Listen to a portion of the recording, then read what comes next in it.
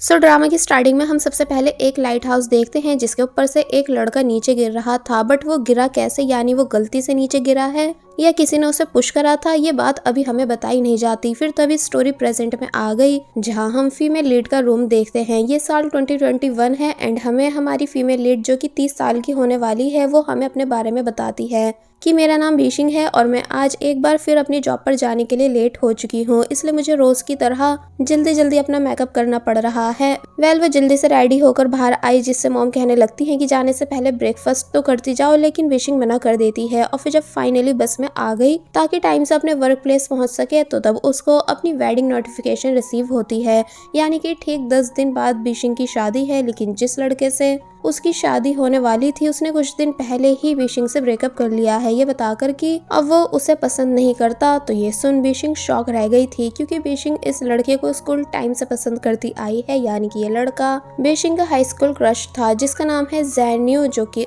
अब बीशिंग से दूर होना चाह रहा है। बीशिंग बताने लगती है कि मैंने जैन्यू को मनाने की काफी कोशिश करी ताकि हम वापस से रिलेशनशिप में आ सके, लेकिन वो माना ही नहीं, बल्कि उसने मुझे हमेशा उल्टे सीधे वर्ड्स बोले कि मैं उसकी लाइफ से हमेशा के लिए गायब हो जाऊं।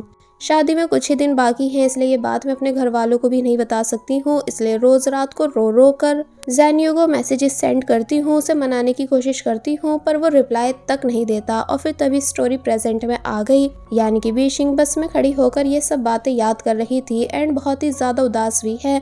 वो जल्दी से भागती हुई अपने वर्क प्लेस आती है जो कि एक जू है। यहाँ बीशिंग ऑफिस वर्क तो करती ही है, साथ ही उसे कॉस्ट्यूम पहनकर शाम में बच्चों के साथ खेलना भी होता है। इसलिए जब लास्ट में वो रेस्ट कर रही थी तो तब उसे फिर से जैन्यू की बातें याद आने लगी कि कैसे शादी में सिर्फ 10 दिन बाकी हैं और मेरे घर वाले शादी की तैयारियों में लगे हुए हैं, बट जैन्यू मुझसे ब्रेकअप कर चुका है, ये बोलकर कि वो मेरे लिए कुछ फील तक नहीं करता। इसलिए मन ही मन फिर से वो उदास होने लगी, इतना ज्यादा कि वो लेट नाइट ड्रिंक करती है और काफी ज्यादा ड्रंक होने के बाद एक रिवर के पास आ जाती है और यहाँ खड़ी होकर जैन्यू को काफी कुछ उल्टा सीधा बकने लगी कि पता नहीं तुम आखिर खुद को समझते क्या हो जो तुमने मुझे अचानक शादी के लिए मना कर दिया।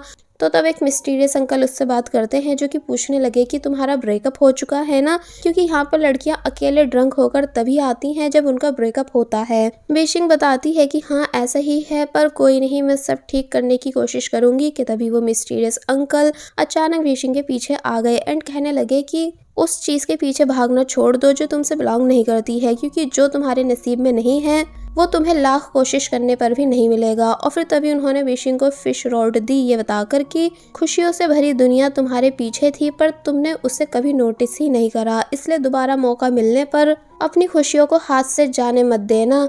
बीशिंग ये सब बातें सुनकर पीछे देख ही रही होती है और फिर जब जैसी टर्न हुई कि तभी अंकल गायब हो गए। बीशिंग को लगता है कि शायद मैं कुछ ज्यादा ही ड्रंक हूँ, इसलिए अंकल को जाते हुए देख नहीं पाई। बीशिंग जब जैसी वापस अपने घर आई तो तब उसकी मॉम ने उसे काफी ज्यादा डांटा कि आखिर तुम कहाँ गायब थी, इतनी लेट घर वापस क्यों आई हो और भला तुमने इतनी ज्यादा ड्रिंक क्यों कर रखी है। कुछ दिन बाद तुम्हारी शादी है, अभी हमें इनविटेशन कार्ड्स भी सब रिलेटिव्स को देने हैं पर तुम्हें तो कोई होश ही नहीं। बीशिंग अपनी मॉम की बातों का कोई रिप्लाई नहीं देती बल्कि चुपचाप अपने रूम में आ गई जहां वो उदास होकर अपना वेडिंग कार्ड देख ही रही थी कि तभी वो कुछ ढूंढने लगी, ये बोलकर कि मुझे हार नहीं माननी चाहिए बल्कि आखिरी बार और जैन्यू को मनाने की कोशिश करनी चाहिए। बीशिंग को अपना बहुत पुराना मोबाइल मिला जिसे वो हाई स्कूल में यूज किया करती थी और फिर तभी उसे अपनी हाई स्कूल यूनिफॉर्म भी मिल गई, जिन दोनों का फोटो क्लिक करके वो जैन्यू को भेजती है इस वॉइस मैसेज के साथ कि हमारा प्री वेडिंग शूट तो हो चुका था पर बस स्कूल यूनिफॉर्म शूट बचा था जो कि कल होने वाला था, इसलिए मैं तो कल हमारी पुरानी यूनिफॉर्म पहनकर स्कूल पहुंच जाऊंगी। अगर तुम भी वहां आए मुझसे मिलने तो तब मैं सब भूल जाऊंगी कि हमारे बीच ब्रेकअप जैसी भी कोई बात हुई थी, यानी मैं तुमको वापस से एक्सेप्ट कर लूंगी बिना कुछ पूछे। कि तभी ये सीन यहीं कट हो गया और अब हमें नेक्स्ट डे बीशिंग को स्कूल में आते हुए दिखाया गया जहां वो अपनी पुरानी यूनिफॉर्म पहनकर आई है और बोल रही है कि वाओ ऐसा फील हो रहा है कि जैसे मैं वापस से अपने स्कूल के दिनों में वापस आ चुकी हूँ, यानी चीजें आज भी पहले जैसी लग रही हैं। वो एक जगह बैठती है एंड जैन्यू के आने का वेट करने लगती है पर बहुत देर हो गई और वो आया ही नहीं। बीशिंग ने अपना पुराना मोबाइल निकाला एंड उसमें जो उसने पहले मैसेजेस सेंड कर रखे थे वो उन सभी ओल्ड मैसेजेस को देखने लगी, पर जब जैसे उसने एक मैसेज को डिलीट करा कि तभी कुछ हुआ एंड विशिंग प्रेजेंट से डायरेक्ट पास्ट में आ गई, यानी कि टाइम ट्रेवल हो चुका है। और बहुत तेज बारिश हो रही थी, इसलिए कोई पीछे से आकर विशिंग को अम्ब्रेला में कवर करता है। विशिंग समझ नहीं पाई कि भला ये कौन है, और फिर जब जैसी वो टर्न हुई तो पता चला कि ये वही लड़का है जिसको स्टार्टिंग में हमने लाइट हाउस पर से गिरते हुए देखा था। एक्चुअली अभी विशिंग को पता नहीं है कि वो टाइम ट्रेवल करके टाइम में काफी पीछे आ चुकी है, यानी अपने स्कूल डेज में। विशिंग उस लड़के से पूछती है कि भला तुम कौन, तो तब वो लड़का कुछ नहीं बोलता। और फिर जब विशिंग को ज़ेनियो आता हुआ दिखा तो तब वो खुशी से भागती हुई उसके पास चली गई एंड कहने लगी कि मुझे पूरा यकीन था कि तुम जरूर आओगे, क्योंकि तुम शादी के कुछ दिन पहले मुझे छोड़कर थोड़ी ना जा सकते हो। तो तब ज़ेनियो, जो कि पास्ट वाला ज़ेन्यू है, वो पूछने लगता है कि भला तुम ये क्या बकवास कर रही हो, मैंने कितनी बार तुमसे कहा है कि मुझसे दूर रहो, क्या तुम्हें समझ नहीं आता, एनोइंग कहीं की। और फिर तभी यहाँ से चला गया, जिसको विशिंग बस देखती रह जाती है कि जब इसे वापस रिलेशनशिप में आना नहीं था तो ये मेरे कहने पर यूनिफॉर्म पहनकर यहाँ आया ही क्यों। अब हम बस का सीन देखते हैं, जहाँ विशिंग ज़ेन्यू की वजह से काफी ज्यादा उदास थी, लेकिन जब नोटिस करती है कि उसके पीछे वही लड़का है जो अभी कुछ देर पहले मिला था, इसलिए विशिंग उसे थैंक्स करने लगी अम्ब्रेला में कवर करने के लिए। और जब जाने वाली होती है तो तब वो लड़का बोलता है कि मेरी अम्ब्रेला ले जाओ क्योंकि बाहर बारिश हो रही है। विशिंग ने थैंक्स करा और अम्ब्रेला लेकर बस से उतर गई, लेकिन जब वो यहाँ से जा रही थी तो उसे फिर से मिस्टीरियस अंकल की बात याद आने लगी कि पूरी दुनिया और खुशियाँ तुम्हारे पीछे हैं। इसलिए जब वो पीछे देखती है तो उसे कोई नहीं दिखा, इसलिए कहने लगी कि अंकल की बातें बकवास थीं। और फिर तभी यहाँ से चली गई। जिसके थोड़े आगे जाते ही वो लड़का भी बस से बाहर आता है। बाय द वे इसका नाम है वांग सेन, स्कूल टॉपर, जो कि विशिंग को जाते हुए काफी ध्यान से देखने लगा, जैसे कि उसने हर बारी विशिंग को नोटिस करा है, पर बस विशिंग ने कभी वांग सेन को नोटिस नहीं करा। साथ ही हमें यहाँ 2010 का कॉलेज एंट्रेंस एग्जाम बोर्ड दिखाया गया, यानी कि विशिंग 2021 से डायरेक्ट 2010 में आई हुई है। विशिंग अब अपने घर आई, जहाँ उसने वांग सेन की दी हुई अम्ब्रेला को रखा, और अब क्योंकि ज़ेन्यू की वजह से वो काफी ज्यादा उदास है, इसलिए ये तक नोटिस नहीं करती कि उसका घर कितना ज्यादा चेंज हुआ है। एंड टीवी पर 2010 की न्यूज चल रही थी। विशिंग अपने रूम में आकर डायरेक्ट अपने बेड पर लेट गई, यानी उसने अपने रूम को भी नोटिस नहीं करा कि पहले ये कैसे एकदम चेंज हुआ करता था, यानी कि एकदम अलग। वॉल पर विशिंग की फेवरेट एनिम कैरेक्टर की फोटोज भी थी कि तभी अचानक विशिंग के पुराने मोबाइल में कुछ होने लगता है, यानी कि नॉन स्टॉप काफी सारे मैसेजेस आने लगे किसी ब्रेकिंग न्यूज के। और फिर तभी वापस से टाइम ट्रैवल हुआ एंड विशिंग प्रेजेंट टाइम यानी 2021 में वापस आ गई। वो यहाँ सो ही रही थी कि तभी उसे अपनी बेस्ट फ्रेंड की कॉल आती है, जो कि पूछने लगती है कि शादी की तैयारियां कैसी चल रही हैं, क्या सभी इनविटेशंस कार्ड बढ़ गए। तो तब विशिंग ने बताया कि हाँ सब ठीक चल रहा है, तुम बताओ तुम कब वापस आओगी। तो तब वो बताने लगी कि मैं नेक्स्ट वीक। क्या तुम्हें इस बारे में नहीं पता, जल्दी से ग्रुप चैट देखो। तो ये सुन विशिंग जब ग्रुप चैट देखती है तो तब उसको ग्रुप में आई फोटो में वही लड़का दिखता है जिससे वो स्कूल और बस में मिली थी, यानी कि वांग सेन। विशिंग अपनी बेस्ट फ्रेंड से इस लड़के के बारे में पूछती है, तो तब बेस्ट फ्रेंड ने बताया कि तुम वांग सेन को कैसे भूल सकती हो, यानी ये हमारे स्कूल का टॉपर था। और फिर कहने लगती है कि अरे हाँ, तुम्हारा तो स्कूल में सारा फोकस सिर्फ ज़ेन्यू पर रहता था, इसलिए तुमने कभी और लड़कों को नोटिस ही नहीं करा।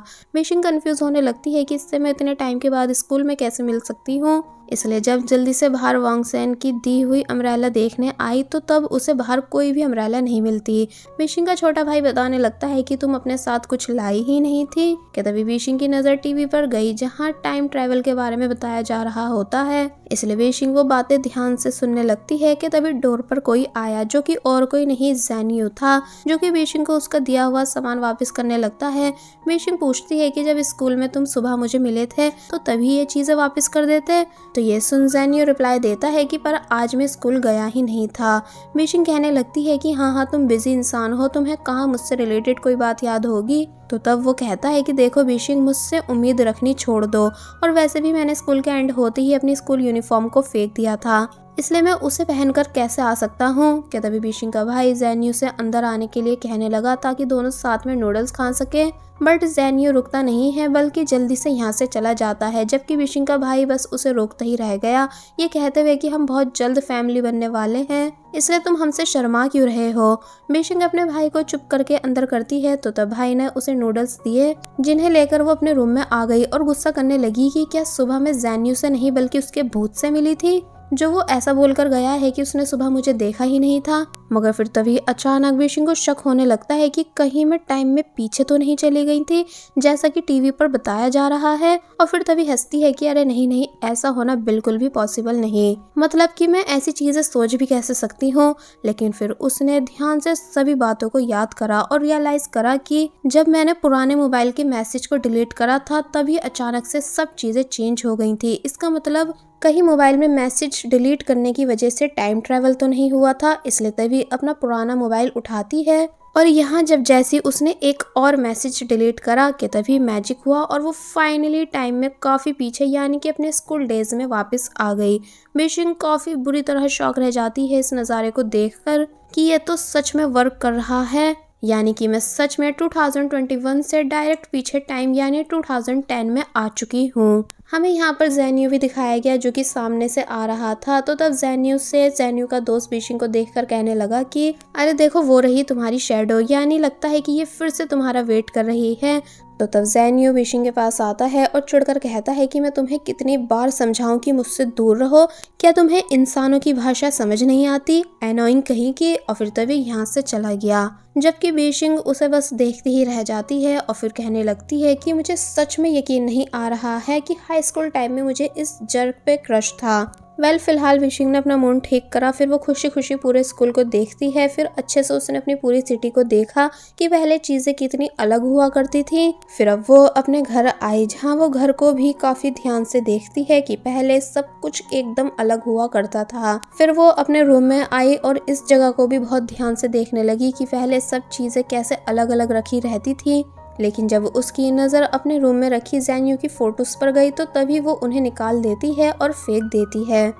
बेशिंग की मॉम और फादर जब वापस घर आए तो तब बेशिंग अपनी मॉम को देखकर उनकी नॉनस्टॉप तारीफ करने लगी कि मॉम पहले आप एकदम चेंज थी, मतलब कितनी ज़्यादा प्रिटी और यंग दिखती थी। और फिर अब वो अपने फादर से कहने लगती है कि डैड जल्द से जल्द बीच के पास वाली सभी प्रॉपर्टीज़ खरीद लो, क्योंकि आपको बिल्कुल आइडिया नहीं है कि फ्यूचर में वहाँ के घरों के प्राइस कितने ज़्यादा बढ़ने वाले हैं। तो तब डैड बताने लगते हैं कि पर बेटा मेरे पास तो पैसे ही नहीं हैं। बेशिंग की मॉम पहले अपने हस्बैंड को डांटती हैं कि तुम्हारा प्रमोशन कब होगा। और फिर तभी बेशिंग से पूछने लगी कि तुम्हारी एग्ज़ाम की तैयारी कैसे चल रही है, क्योंकि कल कॉलेज एंट्रेंस एग्ज़ाम है। बेशिंग शॉक रह गई कि क्या कल एग्ज़ाम है। फिर अब हमें नेक्स्ट डे दिखाया गया कि कैसे सभी स्टूडेंट्स एग्ज़ाम देने जा रहे हैं, लेकिन बेशिंग काफ़ी ज़्यादा परेशान है क्योंकि वो वापस से एग्ज़ाम को देना नहीं चाहती है। इसलिए अपने पेरेंट्स से काफ़ी बोलती भी है कि प्लीज़ मुझे यहाँ से जाने दो, मैं एक बार ये सब फेस कर चुकी हूँ, दोबारा फेस नहीं कर पाऊंगी। पर वो बेशिंग की बात को नहीं सुनते। अब हम एग्जाम हॉल सीन देखते हैं जहाँ सभी स्टूडेंट्स एग्जाम लिखने में बिजी थे, तो वहीं बेशिंग बस टाइम पास कर रही थी, क्योंकि अब जब उसे कुछ याद ही नहीं है तो वो लिखेगी भी क्या। इसलिए कभी कुछ और कर रही होती है तो कभी टाइम पास करने के लिए कुछ और, यहाँ तक कि वो लास्ट में सो भी गई और बोली कि मुझे इस सिचुएशन से बचकर प्रेजेंट में वापस जाना है। अब हमें दिखाया जाता है कि एग्ज़ाम एंड हो चुका है और अब सभी स्टूडेंट्स वापस घर जा रहे थे। बेशिंग बस स्टॉप पर बैठकर बस के आने का वेट कर रही थी कि तभी उसे अपनी साइड में कोई दिखा, जो कि और कोई नहीं वॉन्ग सैन था। इसलिए बेशिंग जल्दी से उसके क्लोज आकर उसके बैच पर लिखे नाम को पढ़ती है और फिर पूछती है कि तुम हमारे स्कूल टॉपर वॉन्ग सैन ही हो ना। तो तब वॉन्ग सैन, जो कि बेशिंग के ऐसे क्लोज हो जाने की वजह से काफी ज्यादा नर्वस हो चुका था, वो हिचकिचाकर बताता है कि हाँ। तो तब बेशिंग सॉरी करने लगी कि मैंने तुमको डरा दिया। तो तब वॉन्ग सैन रिप्लाई देता है कि नहीं ऐसा नहीं है, जबकि वो बेचारा सच में काफ़ी डर चुका था क्योंकि उसे ज़्यादा बात करना पसंद नहीं है। यानी कि वॉन्ग सैन एक शाय बॉय है जो कि सिर्फ अपनी स्टडी पे फोकस रखता है और लड़कियों से काफ़ी दूर रहता है। बेशिंग बताती है कि बस 11 आ गई, चलो चलते हैं। तो तब वो पूछता है कि पर तुम्हें कैसे पता कि मुझे इसी बस यानी बस 11 में जाना है। तो तब बेशिंग ने बताया इसलिए क्योंकि हम 2 बार मिल चुके हैं, तुम्हें याद नहीं होगा पर मुझे तुम अच्छे से याद हो। तो ये सुन वॉन्ग सैन मन ही मन काफ़ी ज़्यादा खुश होने लगा कि जैसे उसे अच्छा लगा ये जानकर कि बेशिंग वॉन्ग सैन को पहचानती है। फिर दोनों बस के अंदर चले गए एंड ये वही दिन है जब ये दोनों लास्ट टाइम भी बस स्टॉप पर मिले थे। बेशिंग वापस अपने घर आई जहां मॉम उससे एग्जाम का पूछ रही थी कि एग्जाम कैसा रहा, लेकिन वो कोई जवाब नहीं देती और जल्दी से अपने रूम में आ जाती है एंड यहाँ आकर परेशान होने लगती है कि अब पता नहीं क्या होगा, यानी मैंने तो एग्जाम में कुछ लिखा ही नहीं है, कहीं इस वजह से मैं फ्यूचर में भी फेल नहीं हो जाऊं। मुझे आई थिंक जल्द से जल्द प्रेजेंट में वापस चले जाना चाहिए, इससे पहले कि चीज़ें खराब हों। लेकिन अब मैं वापस जाऊं कैसे? यानी मैसेज डिलीट करने से मैं पास्ट में आई, इसलिए अगर वापस से मैसेज डिलीट करूँ तो मैं प्रेजेंट में चली जाऊंगी। पर अचानक पिछली बार की तरह अब भी मोबाइल में कुछ होने लगता है, यानी नॉन स्टॉप किसी न्यूज़ के नॉन स्टॉप मैसेजेस आ रहे थे। और फिर तभी बीशिंग प्रेजेंट में वापस आ गई, जहाँ वो गलती से नूडल्स बाउल तोड़ देती है, जिस शोर को सुनकर बीशिंग की मॉम और छोटा भाई ये दोनों जल्दी से भागते हुए उसके रूम में आए और पूछते हैं कि क्या तुम ठीक हो? बीशिंग कहती है कि हाँ, और फिर पूछने लगती है कि मॉम क्या मैं 2010 के कॉलेज एंट्रेंस एग्जाम में फेल हो गई थी? तो तब मॉम बताती है कि नहीं तो वहीं छोटा भाई बताने लगा कि माना तुम्हारे नंबर अच्छे नहीं थे, लेकिन जैसे तैसे तुमको कॉलेज में एडमिशन मिल गया था। तो तब जाकर बीशिंग को चैन की सांस आई। छोटे भाई ने फ्लोर क्लीन करा और बीशिंग को समझाया कि तुम इतनी केयरलेस बनकर मत रहा करो। और फिर जब वो चला गया तो तब बीशिंग सोचने लगती है कि कहीं मैं कोई सपना तो नहीं देख रही थी, या मैंने वाकई ही टाइम ट्रैवल करा है। कि तभी बीशिंग को एक बार फिर ज़ेनियो का मैसेज आया, जो कि पूछ रहा है कि तुम अपनी फैमिली को हमारे ब्रेकअप के बारे में कब बताओगी? तो ये देखकर वो फिर से उदास होने लगी। अब हम वापस से बीशिंग की वही पुरानी लाइफ देखते हैं कि बीशिंग कैसे रोज जल्दी जल्दी वर्क प्लेस जा रही है, जहाँ वो पहुँचने में हमेशा लेट होती है, इसलिए उसे काफ़ी डांट भी पड़ती है, उसे बच्चों से पिटना भी पड़ता है जब वो लास्ट में टैडी कॉस्ट्यूम जॉब करती है। और बस ऐसे ही बीशिंग की लाइफ चलती गई। यानी कि बीशिंग को रिग्रेट हो रहा है कि काश मैंने पास्ट में फ्यूचर को सीरियस लिया होता तो आज मेरी लाइफ एकदम अलग होती। यानी काश ज़ेनियो को फॉलो करने से अच्छा मैंने स्टडी पर ध्यान दिया होता तो आज सब कुछ अच्छा होता और उसके जाने पर मुझे दुख भी नहीं होता। इसलिए जब एक रात वो अकेले बैठकर यही सब बातें ध्यान से सोच रही थी कि तभी उसे एक आइडिया आया। यानी कि बीशिंग ने कॉलेज एंट्रेंस एग्जाम 2010 के आंसर सर्च करे। इसका मतलब बीशिंग वापस से पास्ट में जाने की प्लानिंग कर रही है ताकि एग्जाम में फुल मार्क्स ला सके और अपना फ्यूचर ब्राइट कर सके। फिर बस होना क्या था, पास्ट में जाने से पहले बीशिंग ने मन लगाकर सभी आंसर्स को याद करना शुरू कर दिया। मॉम पूछती भी है कि भला तुम ये क्या याद कर रही हो? तो तब वो एक्सक्यूज देने लगती है कि एक्चुअली ऑफिस में कोई कंपटीशन होने वाला है, इसलिए ये उसी सब की तैयारी है। और फिर अब वो अपने रूम में आ गई, जहाँ हमें दिखाया जाता है कि इस बार बीशिंग ने सभी एग्जाम आंसर्स को अच्छे से याद कर लिया है, इसलिए कहने लगती है कि इस बार टॉप तो मैं ही करूंगी। यानी कि अब मैं अच्छे से रेडी हूँ पास्ट में जाने के लिए और अपने एक्स को उसकी जगह दिखाने के लिए, ताकि रिग्रेट मुझे नहीं बल्कि उसे फील हो। और बस फिर इसी सीन के साथ ये पार्ट यहीं पर एंड हो जाता है। सो पार्ट 2 की स्टार्टिंग में हम देखते हैं कि बीशिंग जो कि स्टडी करते करते सो गई थी कि तभी उसे अपने वर्क प्लेस से कॉल आई। एक्चुअली आज बीशिंग की मीटिंग है, इसलिए वो जल्दी जल्दी रेडी होने लगती है जॉब पर जाने के लिए। तो वहीं दूसरी तरफ से उसके बॉस के मैसेजेस आ रहे थे, जो कि उसे डांट रहे हैं कि अगर आज भी तुम लेट आई तो अच्छा नहीं होगा। इसलिए बीशिंग थक हार कर बैठ जाती है। फिर जब उसकी नज़र अपने मोबाइल पर गई तो वो कहने लगी कि अरे हाँ, मैं भूल कैसे सकती हूँ कि मुझे तो पास्ट में जाकर सब कुछ चेंज करना है। फिर बस होना क्या था, बीशिंग पास्ट में जाने के लिए रेडी हो गई और उसने जब जैसी मैसेज डिलीट करा कि तभी वो पास्ट में आ जाती है और एक बार फिर सभी चीज़ों को देखकर हैरान होने लगी कि मैं सच में यहाँ आ चुकी हूँ। उसने जो भी कुछ आंसर्स याद करे थे उन्हें वो जल्दी जल्दी लिखने लगती है कि तभी यहाँ उसकी बेस्ट फ्रेंड आई, जो कि एपिसोड 1 में बीशिंग से कॉल पर बात कर रही थी। बाय द वे इसका नाम है टैंगी, जो कि हैरानी से पूछने लगी कि तुम आज मन लगाकर स्टडी कैसे कर रही हो। तो ये सुन जब बीशिंग अपनी बेस्ट फ्रेंड को देखती है तो वो खुश होने लगती है कि वाओ, तुम शुरू से कितनी ज़्यादा क्यूट रही हो और तुम्हारी स्किन कितनी ज़्यादा सॉफ्ट है। टैंगी बीशिंग को पीछे करती है और बोलती है कि आज तुम्हें क्या हो गया है। और फिर पूछने लगी कि वैसे कहीं तुम इस वजह से तो उदास नहीं हो क्योंकि कल तुमने एक बार फिर अपने क्रश ज़ेनियो को प्रपोज करा था, लेकिन उसने एक बार फिर तुमको रिजेक्ट कर दिया है। तो तब बीशिंग कहने लगती है कि क्या सच में मैंने ऐसा करा था। फिर बताने लगी कि अब मैं ज़ेनियो को पसंद नहीं करती हूँ, इसलिए उस पर कोई भी ध्यान नहीं देना चाहती। टैंगी यहाँ से उठकर चली गई और बीशिंग बस अपनी स्टडी करती गई। फिर जब उसको स्टडी करते करते बहुत देर हो जाती है एंड उसे वांग सेन जाता हुआ दिखा, तो तब उसे देखकर वो कहने लगी कि सॉरी स्कूल टॉपर, इस बार तुम फर्स्ट रैंक नहीं ला पाओगे क्योंकि वो मैं लाने वाली हूँ। अब हम देखते हैं कि कैसे ग्रुप फोटो क्लिक हो रही है, जहाँ सेक्शन ए और बी दोनों क्लास के स्टूडेंट्स एक साथ थे और फिर जब ज़ेनियो आया तो तब सब गर्ल्स उसे देखने लगी कि ये कितना ज़्यादा हैंडसम है। और फिर तभी ज़ेनियो अपनी जगह पे आकर खड़ा हो गया, लेकिन तभी उसे कुछ लोग बीशिंग के पास पुश कर देते हैं और ज़ोर ज़ोर से हंसने लगे। एक्चुअली सब जानते हैं कि बीशिंग ज़ेनियो को पसंद करती है, इसलिए वो इन दोनों को टीज कर रहे थे। ज़ेनियो तो इस वजह से चिढ़ा ही, तो वहीं बीशिंग भी मुंह बना रही थी, लेकिन टीचर यहाँ शोर सुनकर आए और इन सभी को डांटने लगे कि तुम सेक्शन बी वाले स्टूडेंट्स, तुम कभी शांति से कोई काम नहीं कर सकते, पढ़ाई लिखाई तो तुमसे होती ही नहीं है, और अब अपनी वजह से सेक्शन ए वाले स्टूडेंट्स का टाइम खराब कर रहे हो।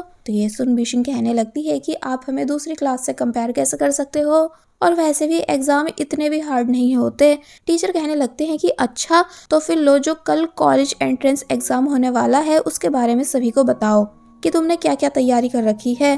तो तब बीशिंग सभी को क्रो टॉपिक के बारे में बताने लगती है कि ये ज़रूर एग्जाम में आएगा। तो तब सभी लोग बीशिंग की बात पर हंसने लगे। बीशिंग बोली भी कि हंसो मत और याद से इस टॉपिक को याद करना, वरना तुम सारे पछताओगे, क्योंकि मैं 100% श्योर हूँ कि ये टॉपिक ज़रूर आने वाला है। लेकिन कोई भी बीशिंग की बात पर बिलीव नहीं करता, बल्कि सब बस हंसते ही गए। टीचर बीशिंग से माइक छीन लेते हैं, तो तब बीशिंग टेंगी से कहने लगी कि तुम ये टॉपिक याद करना बिल्कुल मत भूलना। लेकिन टेंगी भी बीशिंग की बात पर बिलीव नहीं करती। अब हम next day college entrance exam day देखते हैं, और आज डेट है 7 जून 2010। बीशिंग एग्जाम हॉल में आकर फुल स्पीड के साथ आंसर लिखने लगी, क्योंकि सब वही हैं जो उसने याद करे थे। यहाँ तक कि क्रो वाला टॉपिक भी आया हुआ था।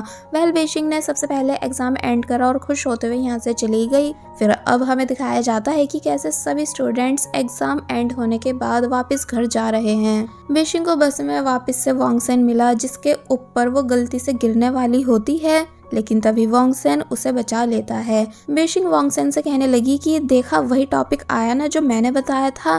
तो ये सुन वॉन्गसेन स्माइल करने लगा। बीशिंग उससे पूछती है कि वैसे क्या तुम मुझे स्कूल टॉपर स्पीच लिखकर दे सकते हो, क्योंकि तुम तो हर साल लिखते ही हो, लेकिन इस बार उसकी ज़रूरत तुम्हें नहीं बल्कि मुझे पढ़ने वाली है। तो ये सुन वॉन्गसेन हैरानी से बीशिंग को देखने लगता है, लेकिन कोई रिप्लाई नहीं देता। और फिर बोला कि देखो, वहाँ खाली सीट है, हम बैठ जाते हैं। और फिर तभी ये दोनों सीट पर बैठ गए।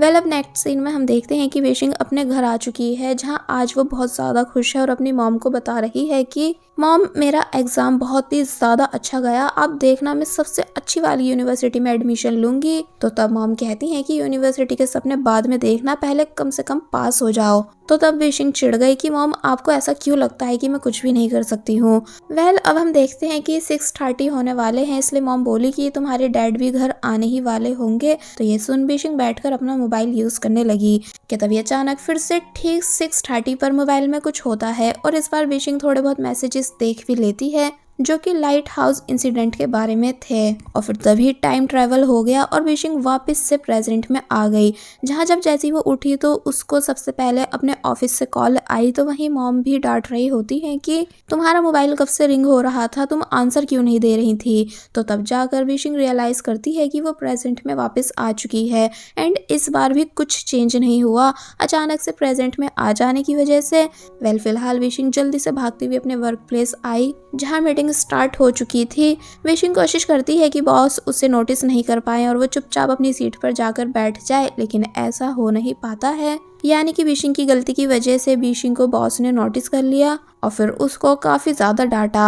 अब हम देखते हैं कि इनकी मीटिंग में ये डिस्कशन हो रहा था कि जू में ऐसे कौन कौन से चेंजेस कराए जाएं जिससे और ज़्यादा पब्लिक इनके जू में आए। इसलिए बॉस एक 10 साल पुरानी एक्टिविटी दिखाते हैं जो कि वाटर से रिलेटेड थी, और फिर बोले कि हमें भी ये एक्टिविटी अपने जू में करानी चाहिए। तो तब उसे देखकर बीशिंग पुराना टाइम याद करने लगती है कि कैसे उस टाइम में ये सब हुआ करता था। और फिर याद करती है कि जब मैं एक कंपटीशन में से शूज़ विन करने के बाद ज़ेनियो के पास लेकर आई थी उसे वो गिफ्ट करने के लिए, बट ज़ेनियो ने उन्हें लेने से साफ मना कर दिया था। बीशिंग कहती है कि अच्छा चलो कोई नहीं, कम से कम मेरे साथ स्टेज पर तो चलो, मैं तुम्हारे लिए सॉन्ग सिंग करूँगी। बट वो ये भी करने से मना कर देता है, ये बोलकर कि तुम्हारे साथ स्टेज पर जाकर मुझे अपनी इंसल्ट नहीं करानी है। यानी मेरे लिए कितना शेमफुल होगा तुम्हारे साथ स्टेज पर खड़े होना। और फिर तभी वो यहाँ से चला गया। तो तब बीशिंग बेचारी चुपचाप खड़ी रह जाती है और समझ नहीं पाती है कि आखिर ज़ेनियो मुझसे इतनी नफरत क्यों करता है। वो ये सब पुरानी बातें सोच ही रही थी, और जब चौंक कर उठी तो तब बॉस उसे वाटर एक्टिविटी की फाइल रेडी करने के लिए दे देते हैं। बीशिंग हैरान खड़ी रह गई क्योंकि वो तो गलती से खड़ी हुई थी, लेकिन इस चक्कर में उसने अपना खुद का ही नुकसान कर लिया। अब नेक्स्ट सीन में हम देखते हैं कि बीशिंग अपना काम कर रही है, फिर तभी टाइम ट्रैवल के बारे में सोचने लगी कि मैं अचानक वापस क्यों आई। फिर उसने याद करा कि जब मेरा सबसे पहला टाइम ट्रैवल हुआ था तो तब भी मैं कॉलेज एंट्रेंस एग्जाम के बाद घर आते ही वापस प्रेजेंट में आ गई थी, और अब सेकंड टाइम भी यही हुआ है कि जब मैं एग्जाम देकर आई तो मैं वापस प्रेजेंट में आ गई। अगर ऐसा ही रहा तो मैं अपने फ्यूचर को चेंज नहीं कर पाऊंगी, एटलीस्ट मुझे रिजल्ट के आ जाने तक तो पास्ट में रुकना ही होगा। कि तभी ज़ेन्यू वेशिंग को मैसेज करता है और बताता है कि मैंने हमारा हनीमून टूर कैंसिल कर दिया है और बस तुम भी अपने घर पर जल्द से जल्द हमारे ब्रेकअप के बारे में बता दो। तो ये सुन बीशिंग चिढ़ने लगी और बोली कि एक तो मैं अपने फ्यूचर को चेंज करने की वजह से परेशान हूँ, ऊपर से बीच बीच में मुझे मैसेजेस करके और टेंशन दे देता है। और फिर तभी वो काफ़ी सारी बातों को सोचने के बाद वापस से पास्ट में जाने का डिसाइड करती है। और फिर जब उसने मैसेज डिलीट करा तो वो वापस से पास्ट में आ गई। एंड ये कॉलेज एंट्रेंस एग्जाम से 2 दिन पहले का टाइम है, जब बीशिंग ज़ेन्यू को शूज़ गिफ्ट कर रही थी और वो उन्हें लेने से मना कर रहा था, इसलिए इस बार वो उन शूज़ को ही उठाकर फेंक देती है और बोलती है कि हाँ हाँ तुम्हें ये दे भी कौन रहा है। तो तब ज़ेन्यू उसे हैरानी से देखने लगा और चला गया कि भला इससे अचानक क्या हो गया।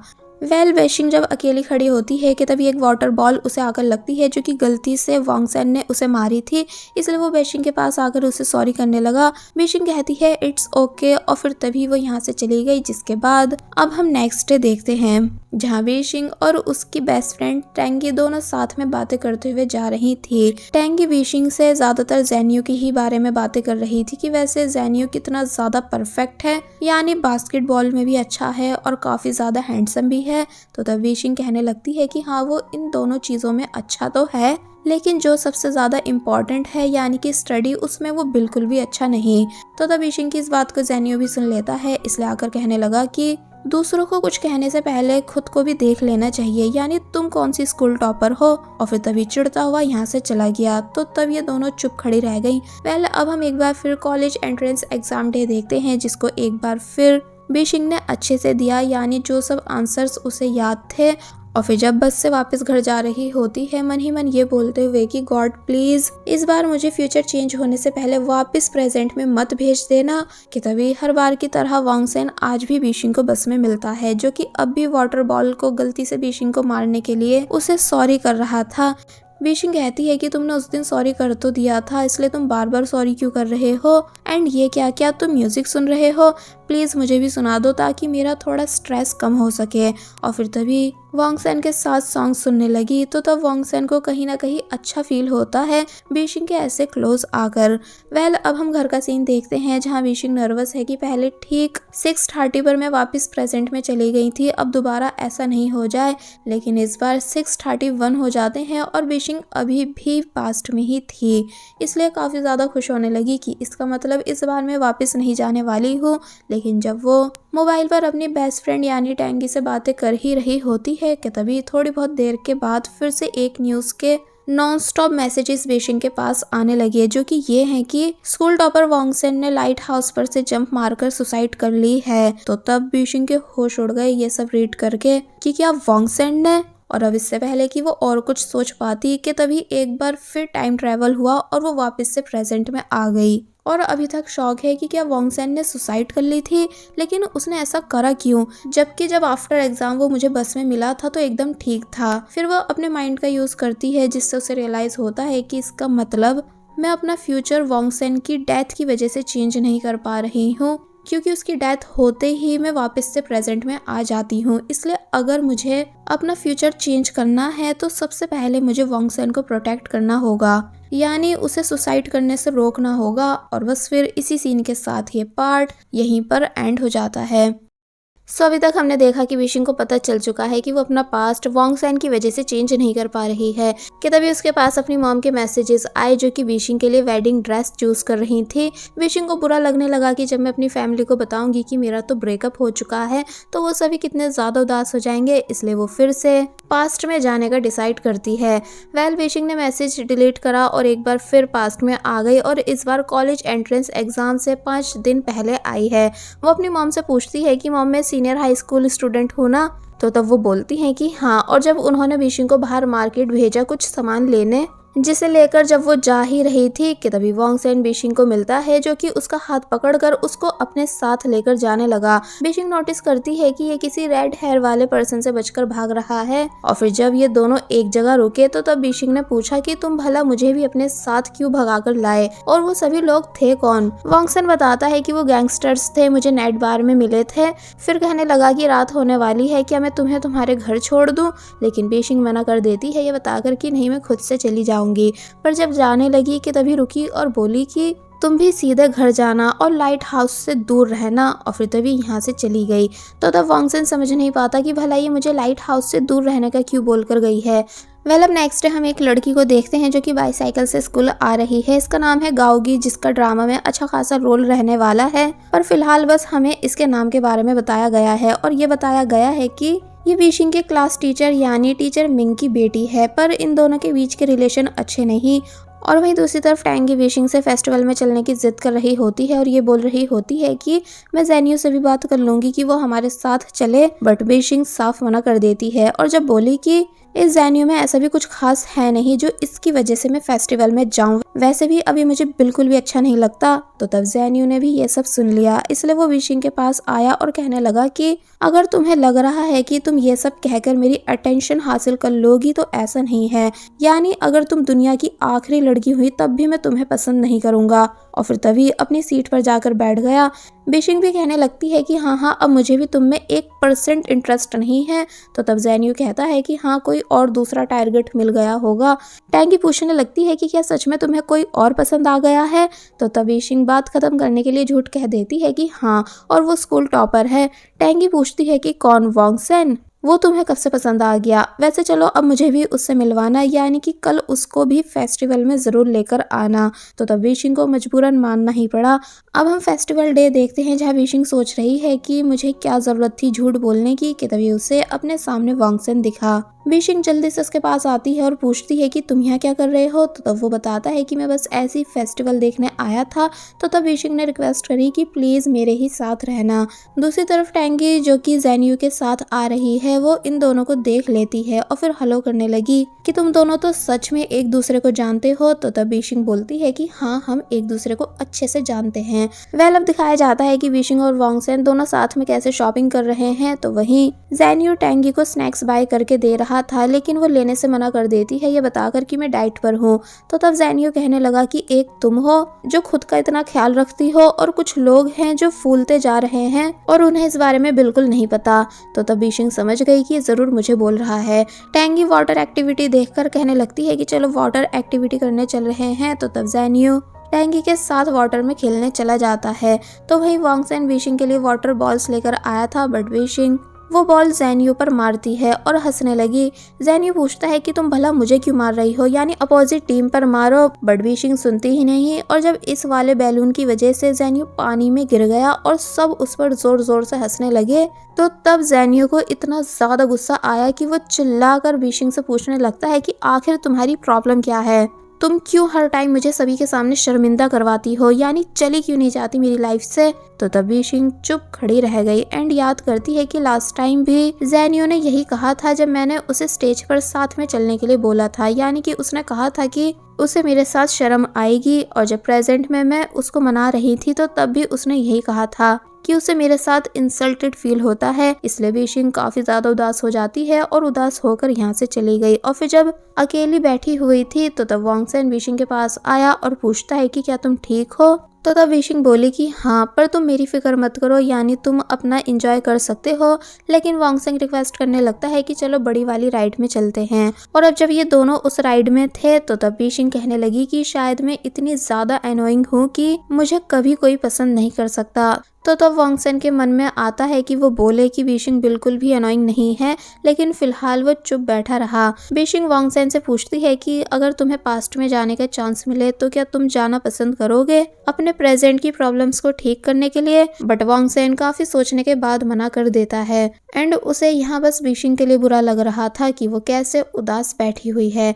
अब नेक्स्ट डे हम देखते हैं कि वॉन्ग सेन जो कि स्कूल में है और सभी ग्रुप फोटो क्लिक कराने जा रहे थे, तो तभी बीशिंग वॉन्ग सेन के पास आई और सेल्फी क्लिक करने लगी ये बोलकर कि हमारी साथ में एक भी फोटो नहीं थी। और फिर जब जाने से पहले वॉन्ग सेन को समझाती है कि प्लीज लाइट हाउस से दूर ही रहना, यानी उस वाले रास्ते से भी मत जाना। तो तब वांगसेन बोलता है कि हाँ ठीक है, पर अब भी वो समझ नहीं पा रहा था कि ये हर बारी मुझे वहाँ जाने से क्यों मना कर रही है। अब हम एग्जाम डे देखते हैं जो बीशिंग ने इस बार भी अच्छे से दे दिया। वैसे अब उसे सभी आंसर्स अच्छे से याद भी हो चुके थे। फिर अब आफ्टर एग्जाम जब वो वापस घर आ चुकी थी और बार बार अपने मोबाइल को देख रही थी, तो तब उसे मॉम डांटती हैं कि पहले डिनर तो कर लो, फिर अपने मोबाइल को यूज कर लेना। और पता नहीं तुम्हारा भाई कहाँ गायब है, समझ नहीं आ रहा वो इतना चेंज क्यों होता जा रहा है। तो द बीशिंग समझाती है कि मॉम आप फिक्र मत कीजिए, फ्यूचर में भाई बहुत ही अच्छे इंसान बनने वाले हैं। अचानक फिर से लाइट हाउस इंसिडेंट के मैसेजेस आने लगते हैं, यानी कि वांगसेन की फिर से डेथ हो चुकी थी। तो तब बीशिंग उन मैसेजेस को देखकर बुरी तरह शॉक रह गई और वापस से प्रेजेंट में आ जाती है और फिर परेशान होने लगी कि आखिर फिर से वांगसेन की डेथ हो कैसे गई, जबकि मैंने उसे समझाया था कि उसे लाइट हाउस से दूर रहना है। और फिर दोबारा से टाइम ट्रेवल करने का डिसाइड करने लगती है, लेकिन ऐसा हो नहीं पाता, यानी बार बार मैसेजेस डिलीट करने के बाद भी वो वापस से जा नहीं पाती। अब रात में हम बीशिंग को उन्हीं मिस्टीरियस अंकल के साथ देखते हैं, जिन्हें वो बता रही है कि आप मेरी बातों पर यकीन नहीं करोगे, लेकिन मैं टाइम ट्रेवल करके एक दूसरी दुनिया में चली जाती हूँ, यानी कि अपने पास्ट में, पर किसी की डेथ की वजह से मैं कुछ भी चेंज नहीं कर पा रही हूँ। तो तब अंकल बताते हैं कि शुरू में कंफ्यूजन रहेगी, लेकिन जब तुम ठीक टाइम पर टाइम ट्रेवल करोगी तो तब सब चेंज कर पाओगी।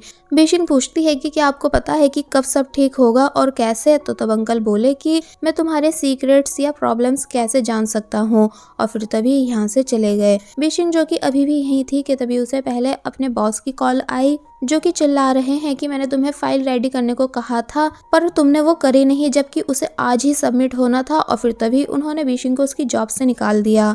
बीशिंग को काफी ज्यादा बुरा लगता है, लेकिन वो तब भी उन्हें थैंक्स करती है बाकी सभी चीजों के लिए। और फिर अब उसे अपनी मॉम की कॉल आई, जो कि बीशिंग को मिलने बुला रही हैं।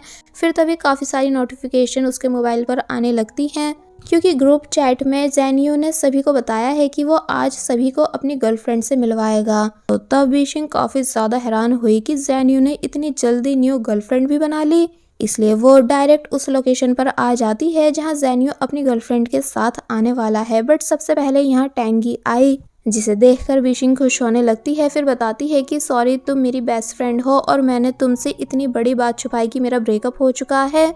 लेकिन अब ग्रुप चैट में जेनियो की न्यू गर्लफ्रेंड का सुनकर तुम्हें सब पता ही चल चुका होगा। तो तब टैंगी बोलती है कि मैं भी तुम्हें कुछ बताना चाहती हूँ, लेकिन अब इससे पहले कि कुछ बता पाती कि तभी जेनियो भी यहाँ आ गया और बीशिंग से पूछता है कि तुम यहाँ क्या कर रही हो। बीशिंग बताती है कि मैं तुम्हारी न्यू गर्लफ्रेंड देखने आई हूँ। तो तब जेनियो बोला कि ओ अच्छा, तो फिर देख लो, यानी तुम्हारी बेस्ट फ्रेंड टैंगी ही मेरी न्यू गर्लफ्रेंड है। तो ये सुन बीशिंग के होश उड़ गए कि क्या टैंगी। बीशिंग को समझ नहीं आता कि अब भला वो क्या ही बोले, क्योंकि उसकी जिंदगी के दोनों स्पेशल पर्सन उसे धोखा दे चुके हैं। इसलिए पहले वो इन्हें कांग्रेट्स बोलती है और फिर गुस्से में यहाँ से चली गई, जबकि टैंगी को कुछ फर्क पड़ता ही नहीं। इसलिए वो कहने लगती है कि क्या ये पागल हो चुकी है। अब हम बीशिंग को उसकी मॉम के साथ देखते हैं, जहाँ वो वेडिंग गाउन पहनकर खड़ी है, जो उसकी मॉम ने उसके लिए बाय करा है। पर जब बीशिंग अपनी मॉम को बताने का ट्राई कर रही थी कि वो शादी नहीं कर सकती, बट मॉम उसकी सुन ही नहीं रही थी, बल्कि बार बार बीशिंग को ही डांटती जा रही थी। इसलिए बीशिंग जोर से चिल्लाकर बताती है कि मॉम, जेनियो ने मुझसे ब्रेकअप कर लिया है, यानी कि अब वो मुझे बिल्कुल भी पसंद नहीं करता और ना ही मुझसे शादी करना चाहता है। और फिर तभी रोते हुए यहाँ से चली गई। तो तब इन बातों को सुनकर बीशिंग की मॉम भी हैरान खड़ी रह जाती हैं। बीशिंग बाहर रोड पर आ जाती है और रोते हुए चलने लगती है कि कैसे मेरी लाइफ में सब कुछ खराब चल रहा है। और जब वो एक कैफे में बैठकर काफी सारी कॉफी पीने लगी, तो तब जेनियो यहाँ आया, जो कि पहले हैरान हुआ बीशिंग को वेडिंग ड्रेस में देखकर। फिर बताने लगता है कि मुझे गलत मत समझना, मुझे यहाँ तुम्हारी मॉम ने भेजा है तुम्हें घर वापस लाने के लिए, एंड चलो अब हम उनके सामने सब बातें क्लियर कर लेंगे। बट बीशिंग कहती है कि नहीं, मुझे अपने पेरेंट्स के सामने तुमसे कोई बात नहीं करनी है, और तुम भी गलत मत समझना, मैं तुम्हारी अटेंशन पाने के लिए ये सब नहीं कर रही थी, बस कुछ टाइम अकेले रहना चाहती थी। कि तभी बीशिंग का भाई यहाँ आ गया, जिसने जब जैसी जेनियो को देखा तो वो गुस्से से उसे मारने की कोशिश करने लगता है कि तेरी हिम्मत हुई कैसे मेरी बहन को हर्ट करने की। लेकिन बीशिंग अपने भाई को रोकती है। और जैन्यू से यहाँ से जाने का बोलने लगी। अब हम बीशिंग को उसके घर पर देखते हैं जहाँ उसे टैंगी के अपोलोजाइज मैसेजेस आ रहे थे। और फिर जब टैंगी ने उन दोनों की साथ की काफ़ी पुरानी वीडियो भेजी तो तब उसमें बीशिंग वॉन्गसेन को नोटिस करती है जिसे कोई काफ़ी बुरी तरह मार रहा था एंड ये वही पर्सन था जिससे पास्ट में वॉन्गसेन बचकर भाग रहा था। इसलिए बीशिंग को शक होने लगा कि कहीं वॉन्गसेन को इसी लड़के ने तो जान से नहीं मारा एंड लोगों को लग रहा है कि उसने सुसाइड करी है। इसलिए जब वो इन्हीं सभी बातों के बारे में बैठकर सोच रही थी कि तभी बीशिंग के पेरेंट्स उससे बात करने आए। वो पूछते हैं कि तुम खाना खाने बाहर क्यों नहीं आ रही हो एंड आखिर तुम्हारे और जैन्यू के बीच ऐसी कौन सी बात हो गई है जो तुम दोनों ने ब्रेकअप कर लिया। बट बीशिंग को खुद नहीं पता कि जैन्यू ने अचानक उसे क्यों छोड़ा है, इसलिए वो अपने घर वालों को क्या ही बताए। डैड गुस्से से जैन्यू से बात करने जाने लगते हैं कि मैं उस लड़के को सबक सिखा कर ही रहूंगा, उसकी हिम्मत हुई कैसे मेरी बेटी को हर्ट करने की। तो तब सभी घर वाले उन्हें रोकने लगे कि गुस्से में बात करना ठीक नहीं होगा। तो वहीं बीशिंग भी अपने डैड को रोकने की पूरी कोशिश कर रही थी क्योंकि अब बात करने का क्या फायदा जब जैन्यू उसे पसंद ही नहीं करता और ना ही उसके साथ रहना चाहता है। इसलिए बीशिंग जल्दबाजी में एक बार फिर टाइम ट्रैवल करने का डिसाइड करती है और जब जैसे उसने मैसेज डिलीट करा तो वो एक बार फिर पास्ट में आ गई। एंड खुशी की बात ये थी कि इस बार वो कॉलेज एंट्रेंस एग्जाम से सिर्फ 1-2 दिन पहले नहीं आई है बल्कि सेमेस्टर की स्टार्टिंग से आई है। यानी इस बार बीशिंग के पास अपना पास्ट चेंज करने के लिए काफी सारा टाइम है, इसलिए वो खुश होने लग जाती है। फिर तभी उसको वॉन्गसेन दिखा जिसको बीशिंग ने अपने पास बुलाया बात करने के लिए। फिर तभी उसने उसके पैर पर चोट मारी और टीचर से वॉन्गसेन को मेडिकल रूम में ले जाने के बहाने अपने साथ खींचती हुई यहाँ से ले गई। अब हम इन दोनों को मेडिकल रूम में देखते हैं जहाँ बीशिंग का वॉन्गसेन से डायरेक्ट ये सवाल था कि आखिर तुम्हारी डेथ का रीजन क्या है, क्या तुम इस बारे में कुछ जानते हो, यानी क्या तुम्हारी किसी से दुश्मनी है। वॉन्गसेन समझ नहीं पाता कि आखिर तुम ये कैसी बातें कर रही हो, भला मैं क्यों मरना चाहूंगा। तो तब बीशिंग कहने लगती है कि अरे हाँ, अभी तो लाइट हाउस इंसिडेंट होने में काफी टाइम है। फिर कहती है कि फिक्र मत करो, इस बारी में तुम्हें बिल्कुल कुछ नहीं होने दूंगी बल्कि बहुत अच्छे से प्रोटेक्ट करूंगी। वॉन्गसेन बीशिंग की बातों से कंफ्यूज होकर यहाँ से जाने लगता है लेकिन वो उसे पकड़ लेती है और जब बोल रही होती है कि अगर तुमने मुझे प्रेजेंट में वापस भेजा तो अच्छा नहीं होगा कि तभी वॉन्गसेन के क्लासमेट यहाँ आ गए जो कि पूछने लगते हैं कि क्या तुम हमारे सीधे साधे स्कूल टॉपर को बुली कर रही हो। और फिर तभी वो वॉन्गसेन को अपने साथ यहाँ से लेकर जाने लगे। तो तब बीशिंग कहती है कि मैं वॉन्गसेन को बुली करने नहीं बल्कि उसे बचाने आई हूँ ताकि अपना फ्यूचर भी चेंज कर पाऊँ और इस बार मैं सब ठीक करके ही रहूंगी, फिर चाहे कुछ भी क्यों नहीं हो जाए। और बस फिर इसी सीन के साथ ये पार्ट यहीं पर एंड हो जाता है। सो पार्ट 4 की स्टार्टिंग में हम देखते हैं कि बीशिंग वॉन्गसेन का वेट कर रही है। फिर जब वॉन्गसेन आया तो उसको जबरदस्ती स्नैक्स देने लगी ये बताकर कि तुम मानो या नहीं मानो पर तुम्हें सच में मेरी प्रोटेक्शन की ज़रूरत है।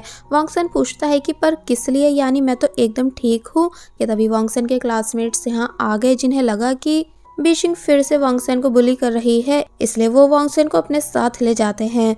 तो तब बीशिंग कहने लगती है कि मुझे वॉन्गसेन पर हर टाइम नज़र रखने के लिए वॉन्गसेन की क्लास में ट्रांसफ़र होना होगा। और फिर तभी वो वॉन्गसेन के क्लास टीचर के पास आ गई बात करने, जहाँ पहले वो टीचर की तारीफ करती है कि आप एक बहुत ही अच्छे टीचर हो, देख लेना फ्यूचर में आप ही वाइस प्रिंसिपल बनोगे। तो ये सुन वो खुश होने लगे। फिर जब बीशिंग मेन बात पर आई कि मैं आपकी क्लास में आना चाहती हूँ, यानी प्लीज मेरा ट्रांसफर सेक्शन बी से ए में करा दीजिए, तो तब वो बताने लगते हैं कि पर ऐसा होना पॉसिबल नहीं। तो वहीं बीशिंग के क्लास टीचर यानी कि टीचर मिंग, जो कि वो भी ये सब बातें सुन चुके थे, उन्होंने बीशिंग को डांटा एंड अपने साथ यहाँ से ले गए।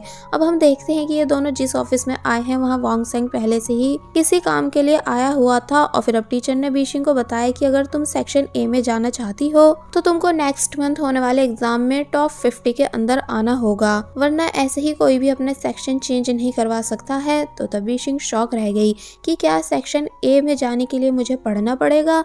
अब हम बीशिंग को उसकी क्लास में देखते हैं जहाँ वो अपने डेस्कमेट के साथ है जिसका नाम है चाओ, जो कि बीशिंग से पूछ रहा है कि आज तुम इतनी अलग कैसे नजर आ रही हो, यानी पहले तुम्हारा बस एक ही काम रहता था जैन्यू पर नजर रखना, लेकिन आज तो तुम उसे देख तक नहीं रही। एंड क्या तुम्हें सच में सेक्शन ए में जाना है। तो तब वो बताती है कि हाँ, पर जिस हिसाब से मुझे इतनी सारी बुक्स को पढ़ना पड़ेगा उन्हें देखकर मेरी हिम्मत टूट रही है। तो तब जैन्यू, जो कि पीछे से बातें सुन चुका था, वो बोला कि तुम कितना भी ट्राई कर लो पर सेक्शन ए में नहीं जा पाओगी, क्योंकि वहाँ सिर्फ वो स्टूडेंट जाते हैं जो इंटेलिजेंट होते हैं और तुम स्टडी में बिल्कुल भी अच्छी नहीं। तो तब टेंगी, जो कि वो भी ये सब बातें सुन लेती है, वो जल्दी से बीशिंग के पास आई और पूछने लगी कि क्या तुम सच में सेक्शन ए में जाना चाहती हो, लेकिन क्यों, यानी अगर तुम चली गई तो मेरा क्या होगा, क्योंकि हम दोनों तो बेस्ट फ्रेंड्स है ना। तो तब बीशिंग नफरत की नजर से टेंगी को देखती है, क्योंकि उसे पता है कि ये बेस्ट फ्रेंड के नाम पर फ्यूचर में मेरे साथ क्या कर चुकी है। इसलिए विशिंग ने टेंगी से सही से बात नहीं करी और अब वैसे भी वो जब तक पास्ट में है टेंगी से दूर रहने वाली है। वेल अब नेक्स्ट डे हमें दिखाया जाता है कि विशिंग ने वॉन्गसन को फॉलो करना शुरू कर दिया था। कभी वो उसे जबरदस्ती स्नैक्स देती है, अगर वो लेने से मना करता है तो डांटती है। फिर जब स्कूल एंड होता है तो वॉन्गसन को उसके घर छोड़ने के लिए बोलती है। वॉन्गसन बोला भी कि मैं अकेले जा सकता हूँ, लेकिन बीशिंग मानती नहीं। फिर जब नेक्स्ट डे वॉन्गसन स्कूल आया तो तब बीशिंग फिर से स्नैक्स लेकर वॉन्गसन के आने का वेट कर रही थी और उसको स्नैक्स देने लगी। वॉन्गसन एक बार फिर मना करता है तो तब वो उसे डांटती है और सभी चीजें दे देती है ताकि ये दोनों अच्छे दोस्त बन सके। वेल अब नेक्स्ट सीन में हम देखते हैं कि बीशिंग सेक्शन ए में आई सभी स्टूडेंट्स के लिए खाने की काफी सारी चीजें लेकर और फिर बोली कि मैं बहुत जल्द तुम सभी की क्लासमेट बनने वाली हूँ, इसलिए ये सब चीजें तुम सभी के लिए मेरी साइड से। और फिर वॉन्गसन के पास आइसक्रीम लेकर गई और रिक्वेस्ट करने लगी कि प्लीज मेरी स्टडी में हेल्प करवा दो, मुझे टॉप 50 में आना है, तभी मैं तुम्हारी क्लास में आ पाऊंगी। बट वॉन्गसन बहाने बनाने लगता है कि पर सेक्शन बी भी तो अच्छा है, फिर तुम्हें यहीं पर ही क्यों आना है। बट बीशिंग मानती नहीं है, क्योंकि वो कई बार वॉन्गसन को समझा चुकी है कि वो सेक्शन ए में उसे प्रोटेक्ट करने के लिए आ रही है, बट वॉन्गसन इस बात को समझ ही नहीं पा रहा है। फिर अब नेक्स्ट सीन में हम देखते हैं कि बीशिंग वॉन्गसन को जबरदस्ती लाइट हाउस पर लेकर आई। एक्चुअली बीशिंग को ऐसा लग रहा है कि अगर वो वॉन्गसन को उसकी डेथ से रिलेटेड चीजें याद करवाएगी तो क्या पता वॉन्गसन को थोड़ा बहुत कुछ याद आने लगे। बीशिंग वॉन्गसन से आईज क्लोज करने का बोलती है एंड पूछती है कि क्या तुम कुछ याद कर पा रहे हो। वॉन्गसन कहता है कि नहीं और जब छुपकर यहाँ से जाने लगा, बट बीशिंग ने उसे पकड़ लिया। लेकिन जब इस वजह से वॉन्गसन गलती से नीचे गिरने वाला था, पर तभी बीशिंग वॉन्गसन को बचा लेती है। वॉन्गसन काफी ज्यादा डर चुका था क्योंकि अभी वो बिल्कुल गिरने ही वाला था, इसलिए बीशिंग उसे नॉन स्टॉप सॉरी करने लगी। वेल अब नेक्स्ट सीन में हम देखते हैं कि बीशिंग उदास बैठी है तो तब चाओ बोला कि तुम एग्जाम की वजह से परेशान होना, क्योंकि तुम्हें कैसे भी करके टॉप 50 में आना है। वैसे मंथली एग्जाम पेपर्स प्रिंट होकर आ चुके हैं जो कि टीचर ऑफिस में है। बीशिंग पूछने लगती है कि क्या तुम मुझसे चोरी करने का कह रहे हो, तो तब पहले तो वो मना करने लगा कि नहीं मेरा ये मतलब नहीं था। फिर सर हिलाकर बताता है कि हाँ मैं यही चाहता हूँ, क्योंकि अब सिर्फ यही एक रास्ता है। बट बीशिंग कहती है कि नहीं मैं ऐसा नहीं करूंगी, क्योंकि ऐसा करना सही नहीं है, इससे अच्छा मुझे वॉन्गसन से ही हेल्प लेनी चाहिए। फिर अब दिखाया जाता है कि बीशिंग जब वॉन्गसन को रोक रही थी तो वो रुकता नहीं, क्योंकि वो किसी को देखकर जल्दी से यहाँ से चला गया। ये पर्सन और कोई नहीं बल्कि वही रेड हेयर वाला गैंगस्टर था जिसके हेयर अभी फिलहाल ब्लैक है। एंड ये सभी को चिल्ला चिल्ला कर रोक कर वॉन्गसन के बारे में पूछ रहा है। तो तब बीशिंग उस पर्सन को देखकर हैरान होने लगी। वेल अब हमें नेक्स्ट डे दिखाया गया कि बीशिंग कैसे घर में कुछ ढूंढ रही है, ये बोलकर कि आखिर वो कहाँ गई, मैंने उसे यहीं तो रखा था। और फिर तभी फाइनल बीशिंग को वो चीज मिल जाती है जो कि रेड हेयर विग थी। फिर अब हम स्कूल का सीन देखते हैं कि कैसे सभी स्टूडेंट्स स्कूल आ रहे हैं, तो वहीं बीशिंग विग पहनकर वॉन्गसन के आने का वेट करने लगी, जिसको देखकर सभी स्टूडेंट्स बातें भी बना रहे थे कि आखिर इस लड़की को हो क्या गया है। तो तब बीशिंग ने उन सभी को डांटा एंड बोली कि चुपचाप अपनी क्लास में चले जाओ।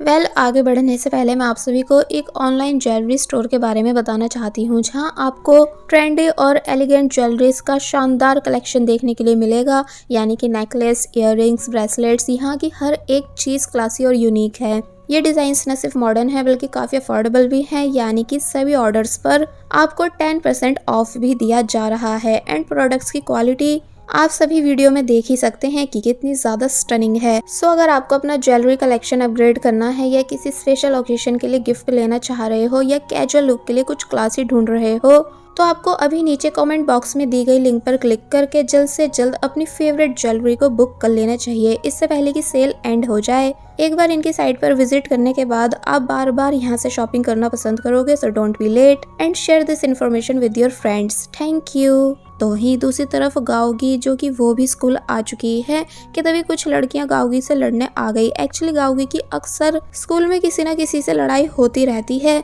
बीशिंग जब ऊपर से ये सब देखती है तो वो नीचे आती है और पूछने लगती है कि भला तुम सब लड़ क्यों रही हो।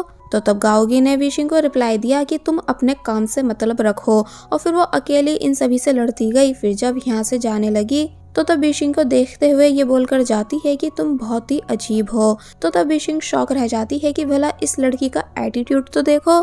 चाओ ने बीशिंग को आवाज दी और अपने साथ चलने का बोलने लगा। फिर वो बीशिंग को एक जगह लाया एंड बताता है कि ये मेरा सीक्रेट प्लेस है। साथ ही वो बीशिंग को एज ए गेस्ट टी भी बनाकर दे रहा था। बीशिंग कहती है कि ये जगह वाकई काफी कूल है, लेकिन जब क्लास बेल बजी तो ये दोनों जल्दी से भागकर यहाँ से जाने लगे।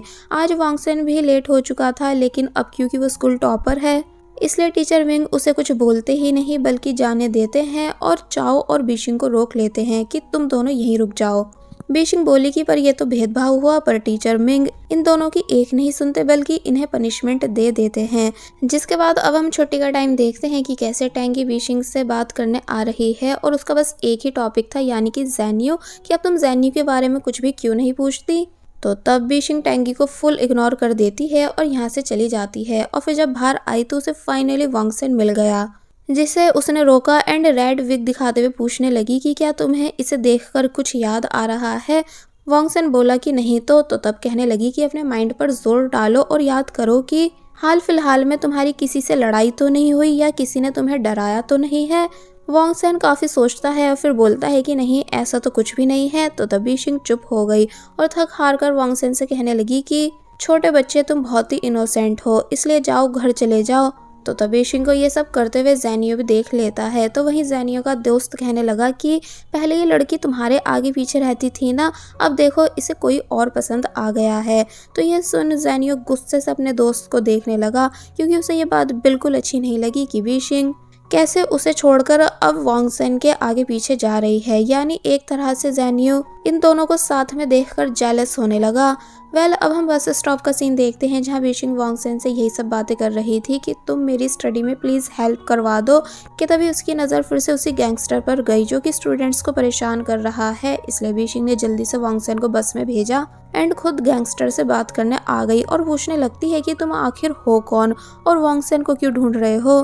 पहले तो वो गैंगस्टर हंसता है कि जरा इस लड़की की हिम्मत तो देखो जो मुझसे बात करने आई है। फिर बीशिंग को डराने लगा कि चली जाओ यहाँ से, लेकिन जब बीशिंग मानती नहीं एंड गैंगस्टर को समझ आ गया कि ये लड़की वांगसेन की फ्रेंड है, इसलिए बोला कि वांगसेन से कह दो कि वो मुझसे ज्यादा दिन छुप नहीं सकता है, मैं बहुत जल्द उसे ढूंढ लूंगा और सबक सिखाऊंगा। बीशिंग बताती है कि पर वो तो जा चुका है, इसलिए तुम लोगों का उसे ढूंढने का कोई फायदा नहीं। तो वो गैंगस्टर चिढ़ने लगा कि वांगसेन फिर से मुझसे बचकर भाग कैसे सकता है।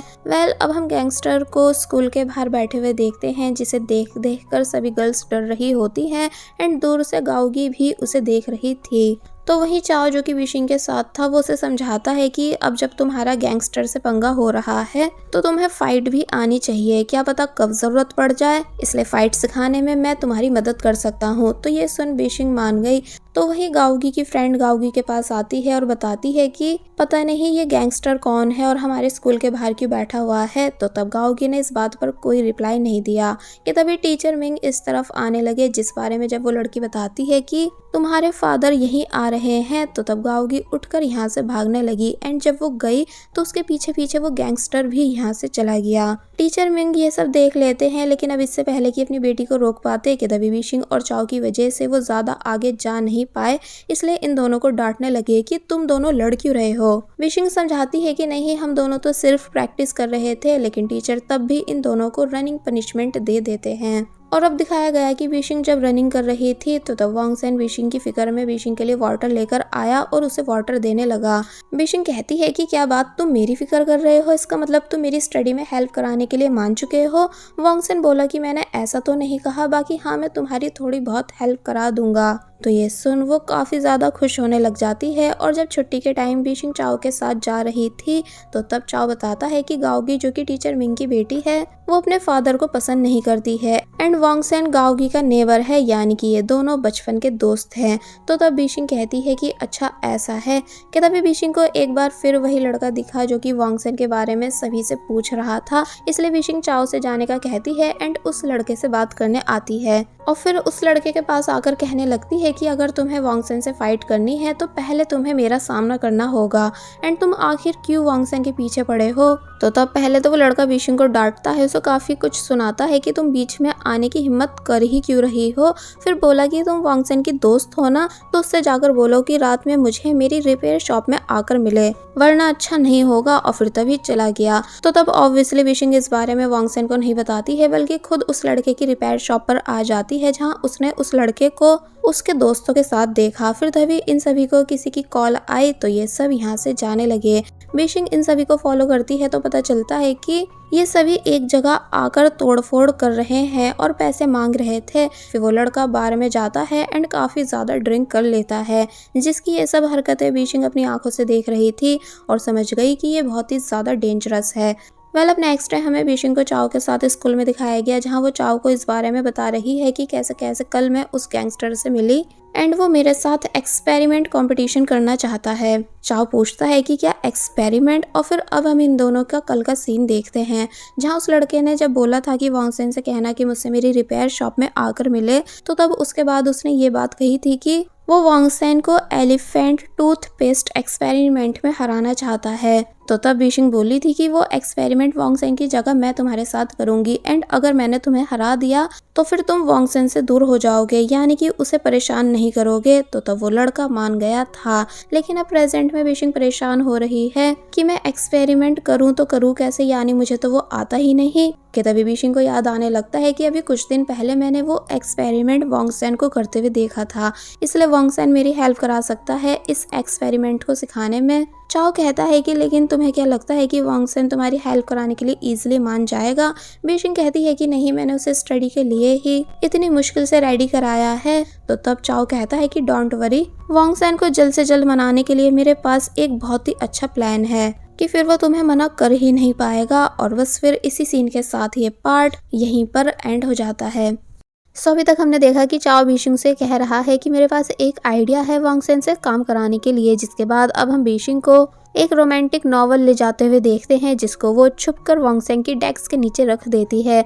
फिर वांगसेन को देखते हुए कहने लगी कि ये कितना ज़्यादा हैंडसम है। पर तभी वांगसेन उठ गया और पूछने लगा कि तुम यहाँ क्या कर रही हो। और फिर बीशिंग को एक पेपर देता है सॉल्व करने के लिए, ताकि एग्जाम में हेल्प हो जाए। बट बीशिंग बताती है कि मैं चाहती हूँ कि तुम मुझे एलिफेंट टूथपेस्ट एक्सपेरिमेंट सिखाओ। तो तब वांगसेन बताता है कि पर उसे सिखाने के लिए हमें लैब की ज़रूरत होगी और स्कूल वाले अभी किसी को भी लैब यूज़ करने नहीं दे रहे हैं। तो तब बीशिंग नॉवल बाहर निकाल लेती है और फिर कहने लगी कि अरे ये क्या तुम ऐसी चीज़ें रीड करते हो। वांगसेन डर गया कि इसको यहाँ किसने रखा, यानी कि ये मेरी नहीं है। बट बीशिंग वो सभी को दिखाने वाली होती है, इसलिए वांगसेन जल्दी से रेडी हो जाता है बीशिंग को एक्सपेरिमेंट सिखाने के लिए। जिसके बाद अब रात में हम इन दोनों को लैब में देखते हैं, जहाँ ये दोनों छुप कर आए हुए हैं। वांगसेन ने सब सिखाया कि कैसे कैसे करा जाता है। और फिर जब फाइनली इन्होंने एलिफेंट टूथपेस्ट रेडी कर दिया, जिसको देखने के चक्कर में बीशिंग जब जैसी पीछे हुई, यानी वांगसेन के काफ़ी ज़्यादा क्लोज आ गई, तो तब इस वजह से वांगसेन की हार्ट बीट फास्ट होने लगती है, क्योंकि वो बीशिंग को सीक्रेटली लाइक जो करता है। कि तभी सिक्योरिटी गार्ड अंकल यहाँ आ गए शोर सुनकर, इसलिए दोनों जल्दी से यहाँ से भाग जाते हैं। अब नेक्स्ट डे हम देखते हैं कि कैसे बीशिंग कंपटीशन के लिए चाओ के सीक्रेट प्लेस आई, जहाँ गाओगी पहले से ही आई हुई थी। और फिर बीशिंग से पूछने लगी कि तुम भला वांगसेन के बदले ये कंपटीशन क्यों कर रही हो, यानी तुम उसकी हेल्प क्यों करा रही हो, आखिर वो तुम्हारा लगता ही कौन है। तो तब बीशिंग बताती है कि मैं वांगसेन की दोस्त हूँ, इसलिए उसे प्रोटेक्ट कर रही हूँ। थोड़ी देर बाद यहाँ गैंगस्टर जिसका नाम माजी है वो भी आ गया और फिर तभी कंपटीशन स्टार्ट हो जाता है, जहाँ दोनों फुल फोकस के साथ अपने अपने एक्सपेरिमेंट को करने में लगे हुए हैं। तो वहीं चाओ क्लास में बैठकर बीशिंग के लिए प्रे कर रहा था कि वो जीत जाए। कि तभी वांगसेन यहाँ आता है और पूछने लगता है कि बीशिंग कहाँ है, यानी एक्सपेरिमेंट में एक गलती हो चुकी है किसी लिक्विड से रिलेटेड, इसलिए मुझे इस बारे में उसको बताना है। और जब चाओ बताता है कि लेकिन बीशिंग तो कंपटीशन के लिए जा चुकी है एंड उसका कंपटीशन गैंगस्टर के साथ होने वाला है, तो ये सुन वांगसेन बुरी तरह शॉक रह गया और फिर तभी ये दोनों जल्दबाजी में यहाँ से जाने लगे। तो वहीं दूसरी तरफ माजी फाइनली एलिफेंट टूथपेस्ट एक्सपेरिमेंट को सक्सेसफुली कंप्लीट कर देता है, लेकिन बीशिंग का लिक्विड बाहर आया ही नहीं, जिस वजह से वो परेशान होने लगी। माजी इस कंपटीशन को जीत चुका था, फिर बोला कि देखा, मुझे पता था कि मैं भी तुम लोगों की तरह इस एक्सपेरिमेंट को कर सकता हूँ। एक्चुअली माजी फैमिली फाइनेंशियल प्रॉब्लम्स की वजह से सालों से स्कूल नहीं गया है, लेकिन उसे एक्सपेरिमेंट्स करने अच्छे से आते हैं। क्या तभी वांगसेन भी यहाँ आ गया तो वहीं चाओ छुप कर इन सभी की बातें सुनने लगा। वांगसेन बीशिंग से पूछता है कि क्या तुम ठीक हो, तो वहीं माजी कहने लगता है कि ओ अच्छा, तो तुम हो वांगसेन, क्या तुम्हें शर्म नहीं आई कि तुमने अपनी जगह इस लड़की से कंपटीशन कराया? पर अब जो भी हो, मैं इस कंपटीशन को जीत चुका हूँ। और फिर गाओगी से पूछने लगता है कि अब तो तुम मुझसे फ्रेंडशिप करोगी ना। इसका मतलब माजी वांगसेन के पीछे गाओगी की वजह से था, क्योंकि वो गाओगी को पसंद करता है। पर गाओगी अब भी मना कर देती है कि नहीं, क्योंकि तुम अब भी वांगसेन से ज्यादा बेहतर नहीं हो, यानी कि वांगसेन को कोई भी हरा नहीं सकता है, तुम भी नहीं। और जब यहाँ से जाने लगी तो तब माजी गाओगी के पीछे पीछे गया कि तुम भला क्यों मेरे साथ ऐसा कर रही हो, यानी मैं सिर्फ तुमसे फ्रेंडशिप करना चाहता हूँ, जो तुम बोलती हो वो करता भी हूँ, पर तुम तब भी मुझे मना कर रही हो। तो तब गाओगी कहती है कि अगर तुम स्कूल की विंडोज तोड़ दो, स्पेशली मेरे डैड के ऑफिस की, तो तब मैं तुमसे फ्रेंडशिप करने का सोचूंगी। माजी कहता है कि पर ऐसा करना ठीक नहीं होगा। तो तब गाओगी पूछती है कि क्यों, क्या तुम डर रहे हो? और फिर तभी यहाँ से चली गई। दूसरी तरफ विशिंग वांगसेन से कहने लगती है कि अब मुझे समझ आ चुका है कि तुम्हें तुम्हारा लव राइवल परेशान कर रहा था, क्योंकि उसे लगता है कि तुम गाओगी को पसंद करते हो। तो तब वांगसेन कहता है कि देखो, मुझे तुम्हारी किसी भी प्रोटेक्शन की जरूरत नहीं है, इसलिए तुम सिर्फ अपनी स्टडी पर फोकस दो। और फिर तभी यहाँ से चला गया। वेल, अब नेक्स्ट सीन में हम देखते हैं कि विशिंग जो कि क्लास से बाहर थी, कि तभी उसे जेन्यू मिला, जो कि पूछने लगा कि आजकल तुम क्लास में नजर क्यों नहीं आती हो। तो तब विशिंग कहने है कि मेरी मर्जी, यानी तुम अपने काम से मतलब रखो। तो तब इन दोनों को दूर से बातें करते हुए वांगसेन भी देख लेता है, जो कि बीशिंग को स्टडी मटेरियल देने आ रहा था। एंड अब क्योंकि सब जानते हैं कि बीशिंग पहले कैसे जेन्यू के आगे पीछे रहती थी, इसलिए वांगसेन इन दोनों को साथ में देखकर उदास होने लगता है, इसलिए तभी यहाँ से चला गया। नेक्स्ट सीन में हम बीशिंग को वांगसेन के पीछे आते हुए देखते हैं, बट वो उसे इग्नोर कर रहा होता है। बीशिंग पूछती है कि क्या हुआ, क्या तुम मुझसे नाराज हो कि मैंने तुम्हारी जगह माजी से कंपटीशन करा? फिर पूछने लगती है कि वैसे माजी को सच में बस मिसअंडरस्टैंडिंग हुई है ना, कि तुम गाओगी को पसंद करते हो, जबकि ऐसा कुछ भी नहीं है। तो तब वांगसेन गुस्से में कह देता है कि नहीं, ये बात सच है, यानी मैं गाओगी को पसंद करता हूँ, खुश। और फिर तभी यहाँ से चला गया। तो तब बीशिंग उसे देखती रह जाती है। वेल, अब नेक्स्ट डे हम सभी स्टूडेंट्स को ग्राउंड में देखते हैं, जहाँ जब गाओगी वांगसेन से बात कर रही थी, तो तब इन दोनों को साथ में देखकर बीशिंग सोचने लगती है कि अगर फ्यूचर में गाओगी वांगसेन की गर्लफ्रेंड बनी तो इस वजह से माजी चुप नहीं बैठेगा और फिर वांगसेन को नुकसान पहुंचाएगा, और क्या पता माजी ने ही वांगसेन को लाइट हाउस से पुश किया हो, इसलिए मुझे गाओगी को वांगसेन से दूर रखना चाहिए। वेल, अब नेक्स्ट सीन में हम वांगसेन को लाइब्रेरी में देखते हैं, जहां वो बीशिंग के आने का वेट कर रहा है और उसके लिए स्नैक्स भी लाया है, क्योंकि वो दुखी है इस बात से कि मुझे बीशिंग से झूठ नहीं कहना चाहिए था कि मैं गाओगी को पसंद करता हूँ। अब पता नहीं वो मेरे बारे में क्या सोच रही होगी। इसलिए जब जैसी बीशिंग आई एंड वांगसेन बीशिंग को ये बात बताने का ट्राई कर ही रहा था कि कल उसने झूठ बोला था, पर बीशिंग सुनती ही नहीं है, बल्कि वो स्कूल की सभी टैलेंटेड गर्ल्स की फोटोज लाई हुई थी और उन्हें वांगसेन को दिखाने लगी, ताकि वांगसेन गाओगी को भूलकर इनमें से किसी एक लड़की को अपनी गर्लफ्रेंड बना ले। वांगसेन चिढ़ गया बीशिंग की इस बात को सुनकर कि मैं इसे पसंद करता हूँ, पर ये मुझे किसी और को डेट करने के लिए बोल रही है, इसलिए तभी गुस्से में यहाँ से चला जाता है। बीशिंग भागती हुई बाहर आई और पूछती है कि तुम आखिर मुझसे गुस्सा किस बात से हो, और फिर समझाने लगती है कि देखो, माजी बैड बॉय है, उससे प्लीज तुम दूर रहो, वरना वो तुम्हें परेशान करता रहेगा। चलो ऐसा करते हैं कि मैं माजी से झूठ बोल देती हूँ कि तुम सिर्फ मेरे हो, यानी मैं तुम्हारी गर्लफ्रेंड हूँ, फिर शायद वो तुम्हें बुली नहीं करे। वांगसेन खुश होने लगता है बीशिंग की इस बात को सुनकर कि चलो झूठ में ही सही, पर बीशिंग मेरी गर्लफ्रेंड तो बन रही है, इसलिए वो भी इस बात के लिए रेडी हो गया। बीशिंग स्नैक्स खाते हुए पूछने लगी कि क्या तुम ये गाओगी के लिए लाए थे? पर कोई नहीं, अब इन्हें मैं रख रही हूँ। और फिर तभी यहाँ से चली गई। तो तब वांगसेन उसे खुश होकर देखने लगा।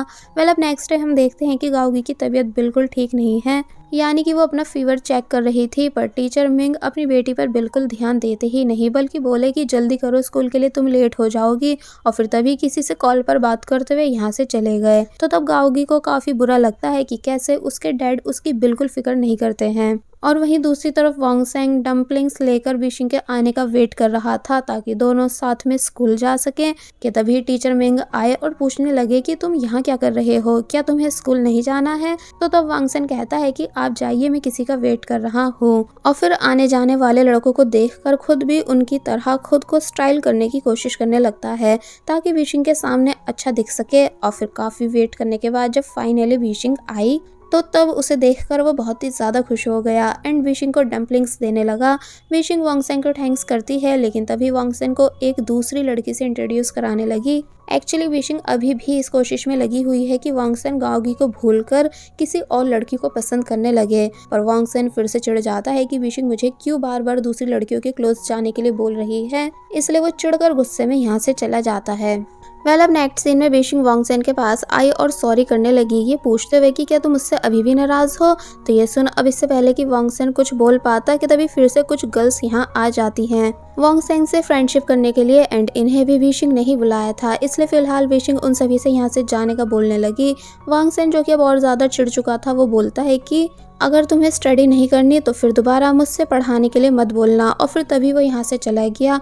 फिर अब हम रात का सीन देखते हैं कि वांगसेन ने पहले अपना काम पूरा करा, फिर वो विशिंग की फिक्र में उसके लिए स्टडी प्लान रेडी करने लगता है, लेकिन कहीं ना कहीं परेशान भी था ये सोच कर कि मुझे विशिंग से इतने रूड वे में बात नहीं करनी चाहिए थी। अब हम नेक्स्ट डे देखते हैं कि कैसे सेक्शन ए के स्टूडेंट्स परेशान हैं क्योंकि किसी ने इनकी क्लास की विंडोज को तोड़ दिया है, और सभी का शक चाओ पर आ रहा था क्योंकि किसी एक स्टूडेंट ने कल रात चाओ को स्कूल के बाहर देखा था, जबकि चाओ बोल भी रहा था कि मैंने ये काम नहीं करा, पर कोई भी उसकी बात पर बिलीव नहीं करता। कि तभी विशिंग चाओ के सपोर्ट में आई और बोली कि तुम ऐसे ही किसी पर भी इल्जाम नहीं लगा सकते हो, यानी जब मेरा दोस्त मना कर रहा है तो उसने इस काम को नहीं करा है। कि तभी वांगसेन भी यहाँ आ जाता है, जिससे विशिंग कहने लगती है कि तुम तो चाओ को अच्छे से जानते हो ना कि वो ऐसा नहीं कर सकता है, इसलिए अपने क्लासमेट्स को ये बात समझाओ। तो तब वांगसेन कहता है कि मेरे कुछ भी कहने पर सच प्रूफ नहीं होगा। कि तभी एक स्टूडेंट पूछने लगा कि अब हम स्टडी कैसे करेंगे क्योंकि सब जगह कांच ही कांच है। तो तब विशिंग कहने लगती है कि तुम हमारी क्लास से अपने क्लास एक्सचेंज कर लो जब तक ये प्रूफ नहीं हो जाता कि ये सब चाओ ने नहीं करा है, पर बस कोई भी चाओ को इन्वेस्टिगेशन से पहले ब्लेम नहीं करेगा। तो ये सुन वो सभी मान गए और फिर विशिंग वांगसेन से मुंह बनाती हुई यहाँ से चली गई क्योंकि उसने विशिंग का साथ नहीं दिया था। अब नेक्स्ट सीन में हम देखते हैं कि कैसे विशिंग अपनी क्लास को क्लास एक्सचेंज करने के लिए मना रही है, पर कोई भी मान नहीं रहा था। चाओ विशिंग से बोला कि रहने दो, लेकिन विशिंग मानती नहीं और फिर सभी को समझाने लगी कि अगर कल तुम में से किसी पर इल्जाम लगाया जाता तो मैं तब भी अपनी क्लास का साथ देती क्योंकि हम सभी क्लासमेट्स हैं, इसलिए हमें एक दूसरे को सपोर्ट करना चाहिए। तो तब सबसे पहले ज़ेन्यू क्लास एक्सचेंज के लिए मानता है, फिर धीरे धीरे सब स्टूडेंट्स मानने लगे, पर बस टेंगी चढ़ रही थी कि सब लोग कैसे विशिंग की बातों को फॉलो कर रहे हैं। अब सेक्शन बी के स्टूडेंट सेक्शन ए की क्लास में आ जाते हैं, तो तब सेक्शन ए वाले सेक्शन बी में जाने लगे एंड जब वांगसेन जा रहा था तो तब विशिंग उससे कहती है कि अगर तुम मेरी स्टडी में हेल्प नहीं कराओगे तो इट्स ओके, मैं खुद से स्टडी करके भी टॉप 50 में अपनी जगह बना सकती हूँ। तो तब वांगसेन कुछ नहीं बोलता। गाओगी जब क्लास में आई तो विंडोज टूटी हुई देखकर समझ जाती है कि माजी ने वो काम कर दिया है जो मैंने करने के लिए बोला था। फिर अब हमें टीचर मिंग का ऑफिस दिखाया गया जहाँ की भी विंडो टूटी हुई है। एक्चुअली माजी तोड़ने तो सिर्फ यहाँ की विंडो आया था, पर गलती से उसने सेक्शन ए की भी विंडो तोड़ दी। गाओगी जब बाहर थी तो तब वांगसेन उससे पूछना आता है कि कहीं ये सब तुमने तो नहीं करवाया, लेकिन गाओगी मना करने लगती है। और जब बातों बातों में वांगसेन का कुछ ठीक कर रही थी तो तब टीचर मिंग इन दोनों को साथ में ऐसे करते हुए देख लेते हैं और गलत समझने लगे कि जैसे इन दोनों के बीच कुछ चल रहा हो।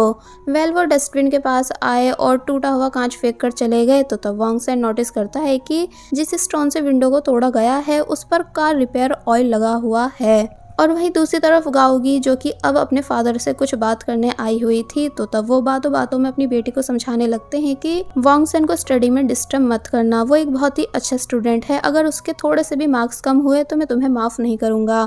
तो तब गाओगी अपने फादर की बातों का मतलब समझ नहीं पाती है, जबकि वो अपनी बेटी को ये समझा रहे थे कि वांगसेन को प्यार के चक्कर में डालकर स्टडी से दूर मत करना। अब नेक्स्ट सीन में हम देखते हैं कि वांगसेन रात में माजी से बात करने आया है और बोला कि टीचर को सच बता दो कि विंडोज तुमने तोड़ी है। तो ये सुन वो डायरेक्ट वांगसेन को मारने की कोशिश करने लगा कि तेरी हिम्मत हुई कैसे मुझ पर इल्जाम लगाने की। और बस फिर इसी सीन के साथ ये पार्ट यहीं पर एंड हो जाता है। अभी तक हमने देखा कि वांगसेन माजी से बात करने आता है और जब जैसी बोला कि मुझे पता है कि विंडोज तुमने ही तोड़ी थी, इसलिए स्कूल आकर टीचर के सामने अपनी गलती एक्सेप्ट कर लो। तो ये सुन वो वांगसेन को मारने की कोशिश करने लगा, ये बोलकर कि क्या प्रूफ है कि विंडोज को मैंने ही तोड़ा था, क्या तुम्हें तुम्हारे पेरेंट्स ने ये नहीं सिखाया कि किसी पर भी इल्जाम नहीं लगाते हैं। तो तब वांगसेन बताता है कि स्टोन्स पर जो कार ऑयल लगा हुआ था वो इसी रिपेयर शॉप का लग रहा है, और फिर समझाने लगा कि अगर तुमने सभी के सामने आकर अपनी गलती को एक्सेप्ट नहीं करा तो इस वजह से मेरे फ्रेंड को स्कूल से सस्पेंड किया जा सकता है। तो तब माजी चुप हो जाता है एंड अब हमें दिखाया गया कि सच में माजी ही छुपकर स्कूल गया था एंड उसने ही विंडोज को तोड़ा था। प्रेजेंट में वांगसेन कहता है कि मैंने तुम्हारा एलिफेंट टूथपेस्ट एक्सपेरिमेंट देखा था, वो मेरे से ज्यादा बेहतर था, यानी अगर हम कंपटीशन करते तो तुम्हारे मुझसे ज्यादा चांसेस थे जीतने के। और फिर माजी को पैसे देने लगता है कि प्लीज इन पैसों को ले लो और स्कूल आकर अपनी गलती एक्सेप्ट कर लो। कि तभी बीशिंग भी यहाँ आ गई और वांगसेन से पूछने लगी कि तुम भला यहाँ क्या कर रहे हो, और फिर माजी से कहने लगी कि वांगसेन मेरा है इसलिए तुम इसको नुकसान नहीं पहुंचा सकते हो। तो तब माजी समझ जाता है कि इसका मतलब वांगसेन और इस लड़की के बीच कुछ चल रहा है। वो वांगसेन को पैसे वापस करता है और कहता है कि तुम फिक्र मत करो, मैं टीचर को सब सच बता दूंगा, जब गलती मैंने करी है तो मैं ही इसे ठीक करना चाहता हूँ। तो तब विशिंग और वांगसेन दोनों यहाँ से जाने लगे। रास्ते में विशिंग वांगसेन को डांटती है कि तुम नेक्स्ट टाइम कभी भी अकेले माजी से बात करने के लिए नहीं आओगे, और फिर कहने लगी कि मुझे तुम्हारा भेजा हुआ स्टडी प्लान मिल गया था। वांगसेन खुश होता है और फिर कुछ चैप्टर्स के बारे में बताने लगा जो विशिंग को याद करने हैं, यानी कि एक तरह से दोनों अब खुश हैं, स्पेशली विशिंग ये देखकर कि वांगसेन चाओ की हेल्प करा रहा है। अब नेक्स्ट डे हमें इन दोनों को साथ में स्टडी करते हुए दिखाया गया, जहाँ वांगसेन अब भी अपने और गाओगी के बारे में बताने का ट्राई कर रहा होता है। कि तभी गाओगी यहाँ आई और विशिंग को वांगसेन के साथ देखकर कहने लगी कि वांगसेन का फ्री टाइम सिर्फ मेरा होता है। तो तब विशिंग एक्सप्लेन करने लगती है कि जैसे तुम सोच रही हो वैसे कुछ भी नहीं है, वांगसेन तो सिर्फ मेरी स्टडी में हेल्प करा रहा है, पर हाँ मैं इसे प्रोटेक्ट भी किया करूंगी, तो तुम प्लीज माइंड मत करना। तो वही वांगसेन भी हैरानी से गाओगी को देख रहा होता है कि इसने ऐसा क्यों कहा जैसे कि मेरी गर्लफ्रेंड हो। गाओगी हंसती है इन दोनों को परेशान करके और फिर तभी यहाँ से चली गई।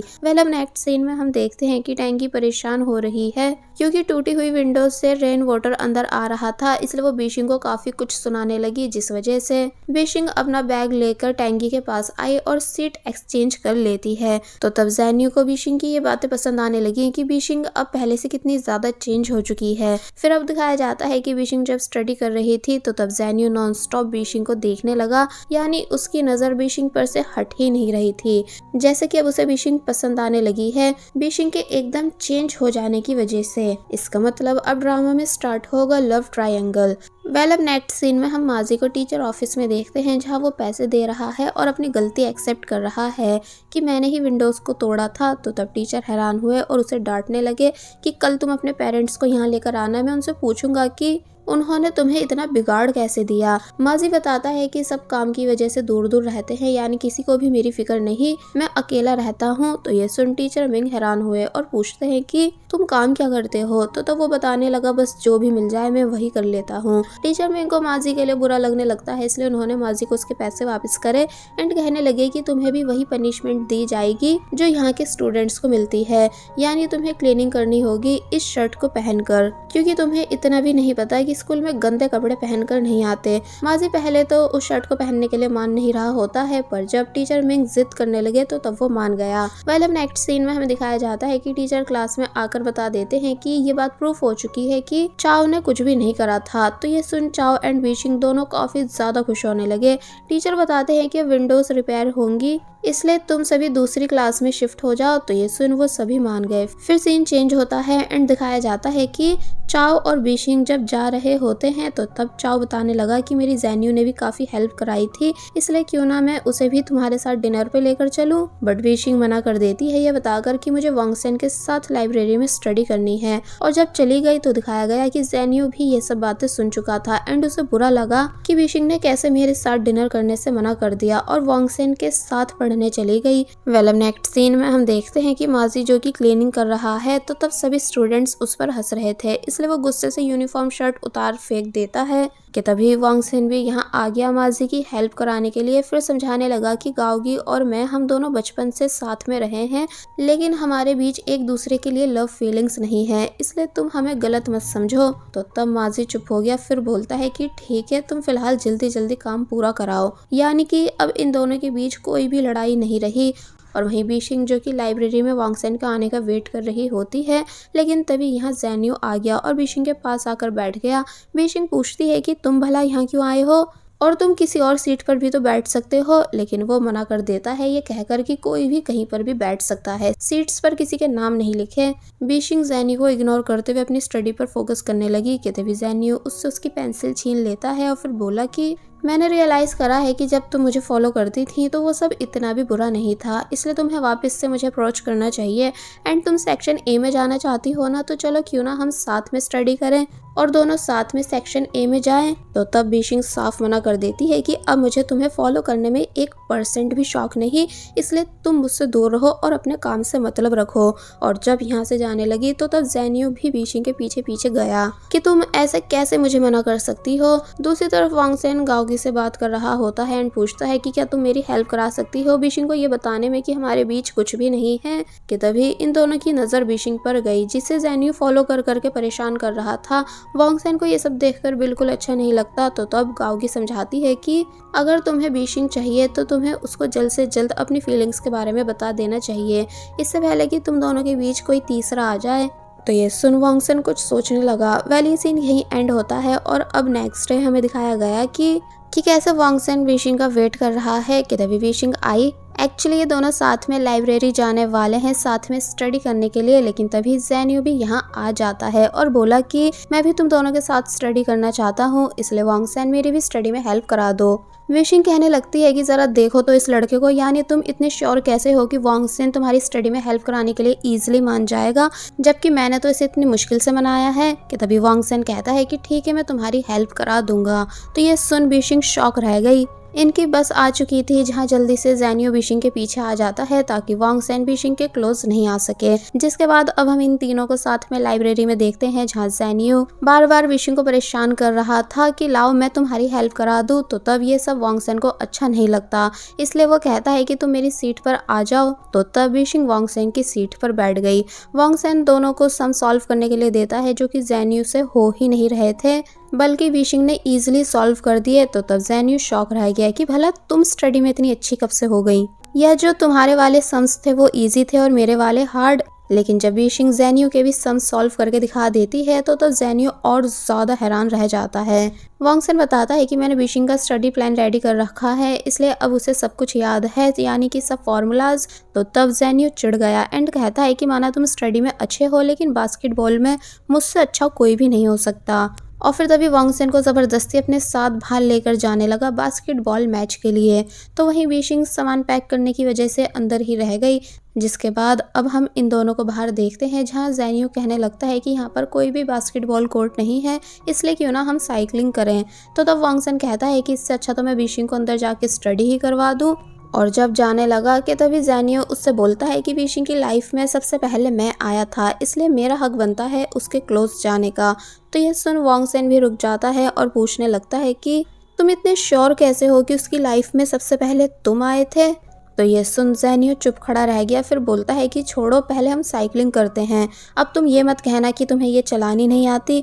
वांगसेन बोलता है कि इसमें कौन सी बड़ी बात है, लेकिन जब जैसे ही वो साइकिल पर बैठा कि तभी बैलेंस ठीक नहीं होने की वजह से नीचे गिर जाता है। बीशिंग तभी यहाँ भागती हुई आई और वांगसेन के लिए परेशान होने लगी। तो तब उसे देखकर वांगसेन और ज़्यादा इंजर्ड होने की एक्टिंग करने लगता है। ज़ेनियो बोलता है कि ज़रा देखो तो इसे कैसे एक्टिंग कर रहा है लड़की को देखकर। तो तब बीशिंग ने ज़ेनियो को डांटा एंड वांगसेन को बाईसाइकिल पर बिठाकर अपने साथ यहाँ से ले गई। फिर अब हम इन दोनों को बाईसाइकिल राइड एंजॉय करते हुए देखते हैं, जहाँ बीशिंग कहने लगती है कि आज मौसम कितना अच्छा है, अगर तुम्हारे पैर पर चोट नहीं लगी होती तो हम वॉक करते। वांगसेन कहने लगता है कि वो तो हम अब भी कर सकते हैं, पर बीशिंग मना कर देती है। फिर बस वांगसेन खुश होता गया क्योंकि उसे काफ़ी ज़्यादा अच्छा लग रहा था बीशिंग के साथ बाईसाइकिल राइड एंजॉय करते हुए। अब नेक्स्ट सीन में हम देखते हैं कि वांगसेन अपने घर आ चुका है, जहां बीशिंग हैरान है कि तुम्हारे घर में इतनी सारी बुक्स क्यों हैं, क्या तुम इतनी सारी बुक्स पढ़ते हो। तो तब वांगसेन बताता है कि ये सब मेरी नहीं है बल्कि मेरे पेरेंट्स की भी हैं, जो कि बिजनेस की वजह से अफ्रीका में रहते हैं और मैं यहाँ अकेला रहता हूँ। तो ये सुन बीशिंग हैरान हुई। फिर जब वो वांगसेन के पैर पर मेडिसिन लगा रही थी तो तब वांगसेन ने फाइनली हिम्मत करके बता दिया कि मेरे और गाओगी के बीच ऐसा वैसा कुछ नहीं है जैसा कि तुम समझती हो, यानी वो सिर्फ मेरी अच्छी दोस्त है। तो तब बीशिंग ज्यादा कुछ रिएक्ट नहीं करती है बल्कि बोलती है कि ओके। फिर वांगसेन की काफी पुरानी फोटो देखने लगी, ये पूछते हुए कि तुम्हें भी पहले बास्केटबॉल खेलना पसंद था। जेन्यू को भी स्टार्टिंग से बास्केटबॉल खेलना पसंद रहा है। जब मैंने उसे देखकर पसंद करा था तो तब वो उस दिन बास्केटबॉल ही खेल रहा था। वांगसेन पूछने लगता है कि क्या तुम्हें वो सिर्फ इसलिए पसंद आया क्योंकि वो एक अच्छा बास्केटबॉल प्लेयर था। तो तब बीशिंग बताती है कि नहीं, बल्कि मैं जेन्यू को इसलिए पसंद करती थी क्योंकि उसने काफ़ी साल पहले मेरी जान बचाई थी और मेरी वजह से उसके हाथ पर चोट भी लगी थी। तो ये सुन वांगसेन उदास होने लगता है कि जैसे वांगसेन को भी इस बारे में कुछ पता है या बीशिंग किसी मिसअंडरस्टैंडिंग में है।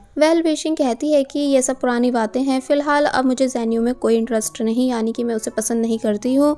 और जब किचन में वांगसेन के लिए कुकिंग करने चली गई तो तब वांगसेन खुश होने लगता है ये जानकर कि बीशिंग अब जेन्यू को पसंद नहीं करती है और फिर अपनी उसी पुरानी फोटो को देखने लगता है और फिर एक दिन याद करता है एक्चुअली वांगसेन ने बचपन से ही बीशिंग को लाइक करा है, यानी स्टार्टिंग से उसका क्रश बीशिंग पर रहा है। इसलिए जब एक दिन हिम्मत करने के बाद वो बीशिंग को फ्रेंडशिप बैंड और लेटर देने जा रहा था लेकिन दे नहीं पाया था क्योंकि बीशिंग वॉशरूम का पूछकर यहाँ से चली गई थी। इसका मतलब वांगसेन का लव सालों पुराना है, पर उसने कभी अपनी फीलिंग्स बीशिंग को नहीं बताई बल्कि हमेशा अपने तक ही रखी। प्रेजेंट में पता चलता है कि फ्रिज में कुछ भी नहीं है क्योंकि वांगसेन हमेशा बाहर खाना खाता है। तो तब बीशिंग बोलती है कि कोई नहीं, मैं तुम्हारे लिए नेक्स्ट टाइम कुकिंग कर दूंगी। अब नेक्स्ट सीन में हम देखते हैं कि वांगसेन जब कन्वीनियंस स्टोर से सामान लेकर जा रहा था तो तब उसको सामने माजी दिखा जो कि कैन नहीं ले पा रहा। तो तब वांगसेन उसकी हेल्प कराता है ये बताकर कि इसे ऐसे यूज करते हैं। दोनों अब बैठकर बात करने लगे जहां माजी बोला कि तुम बहुत ही कूल हो, सभी टीचर्स और गर्ल्स तुम्हें पसंद करती हैं। तो तब वांगसेन कहता है कि पर मुझे तो तुम कूल लगते हो क्योंकि तुम अपनी फीलिंग्स को खुद तक नहीं रखते बल्कि सामने वाले को बता देते हो। तो ये सुन माजी बीशिंग के बारे में पूछने लगता है कि वैसे क्या वो लड़की तुम्हारी गर्लफ्रेंड है जो हमेशा मुझसे लड़ती रहती है। तो तब वांगसेन कहता है कि नहीं, वो बस मेरी क्लास में आना चाहती है, इसलिए मैं उसकी स्टडी में हेल्प करा रहा हूँ। तुम्हें क्या लगता है कि ये कैसा रिलेशन हुआ। माजी पूछता है कि क्या वो लड़की तुम्हारी वजह से तुम्हारी क्लास में आना चाहती है। वांगसेन बोलता है कि पता नहीं। तो तब माजी बोला चलो तो फिर पूछ कर आते हैं क्योंकि अगर ऐसा है तो फिर समझ जाओ कि वो तुम्हें पसंद करती है। तो ये सुन वांगसेन भी अभी इसी टाइम बीशिंग से ये बात पूछने के लिए मान जाता है। तो वहीं बीशिंग जो कि स्टडी कर रही थी वो वांगसेन को विंडो से बाहर देखकर खुश होने लग जाती है, इसलिए जल्दी से नीचे आ गई कि तुम इस टाइम यहाँ क्या कर रहे हो। पर जब उसने माजी को देखा तो वो परेशान होने लगती है कि भला तुम यहाँ क्यों हो।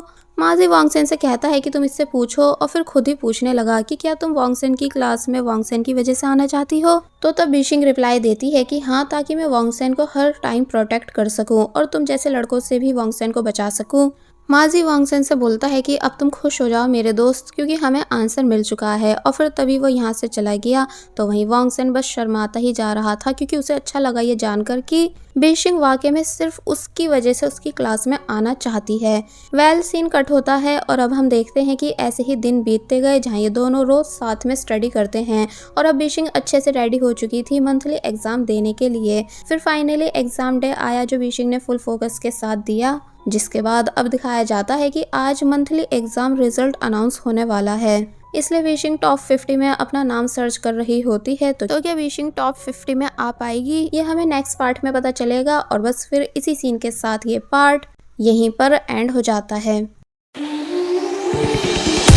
There was a time when you had me falling to the ground. For next part, please subscribe my channel and hit the bell icon. Thank you.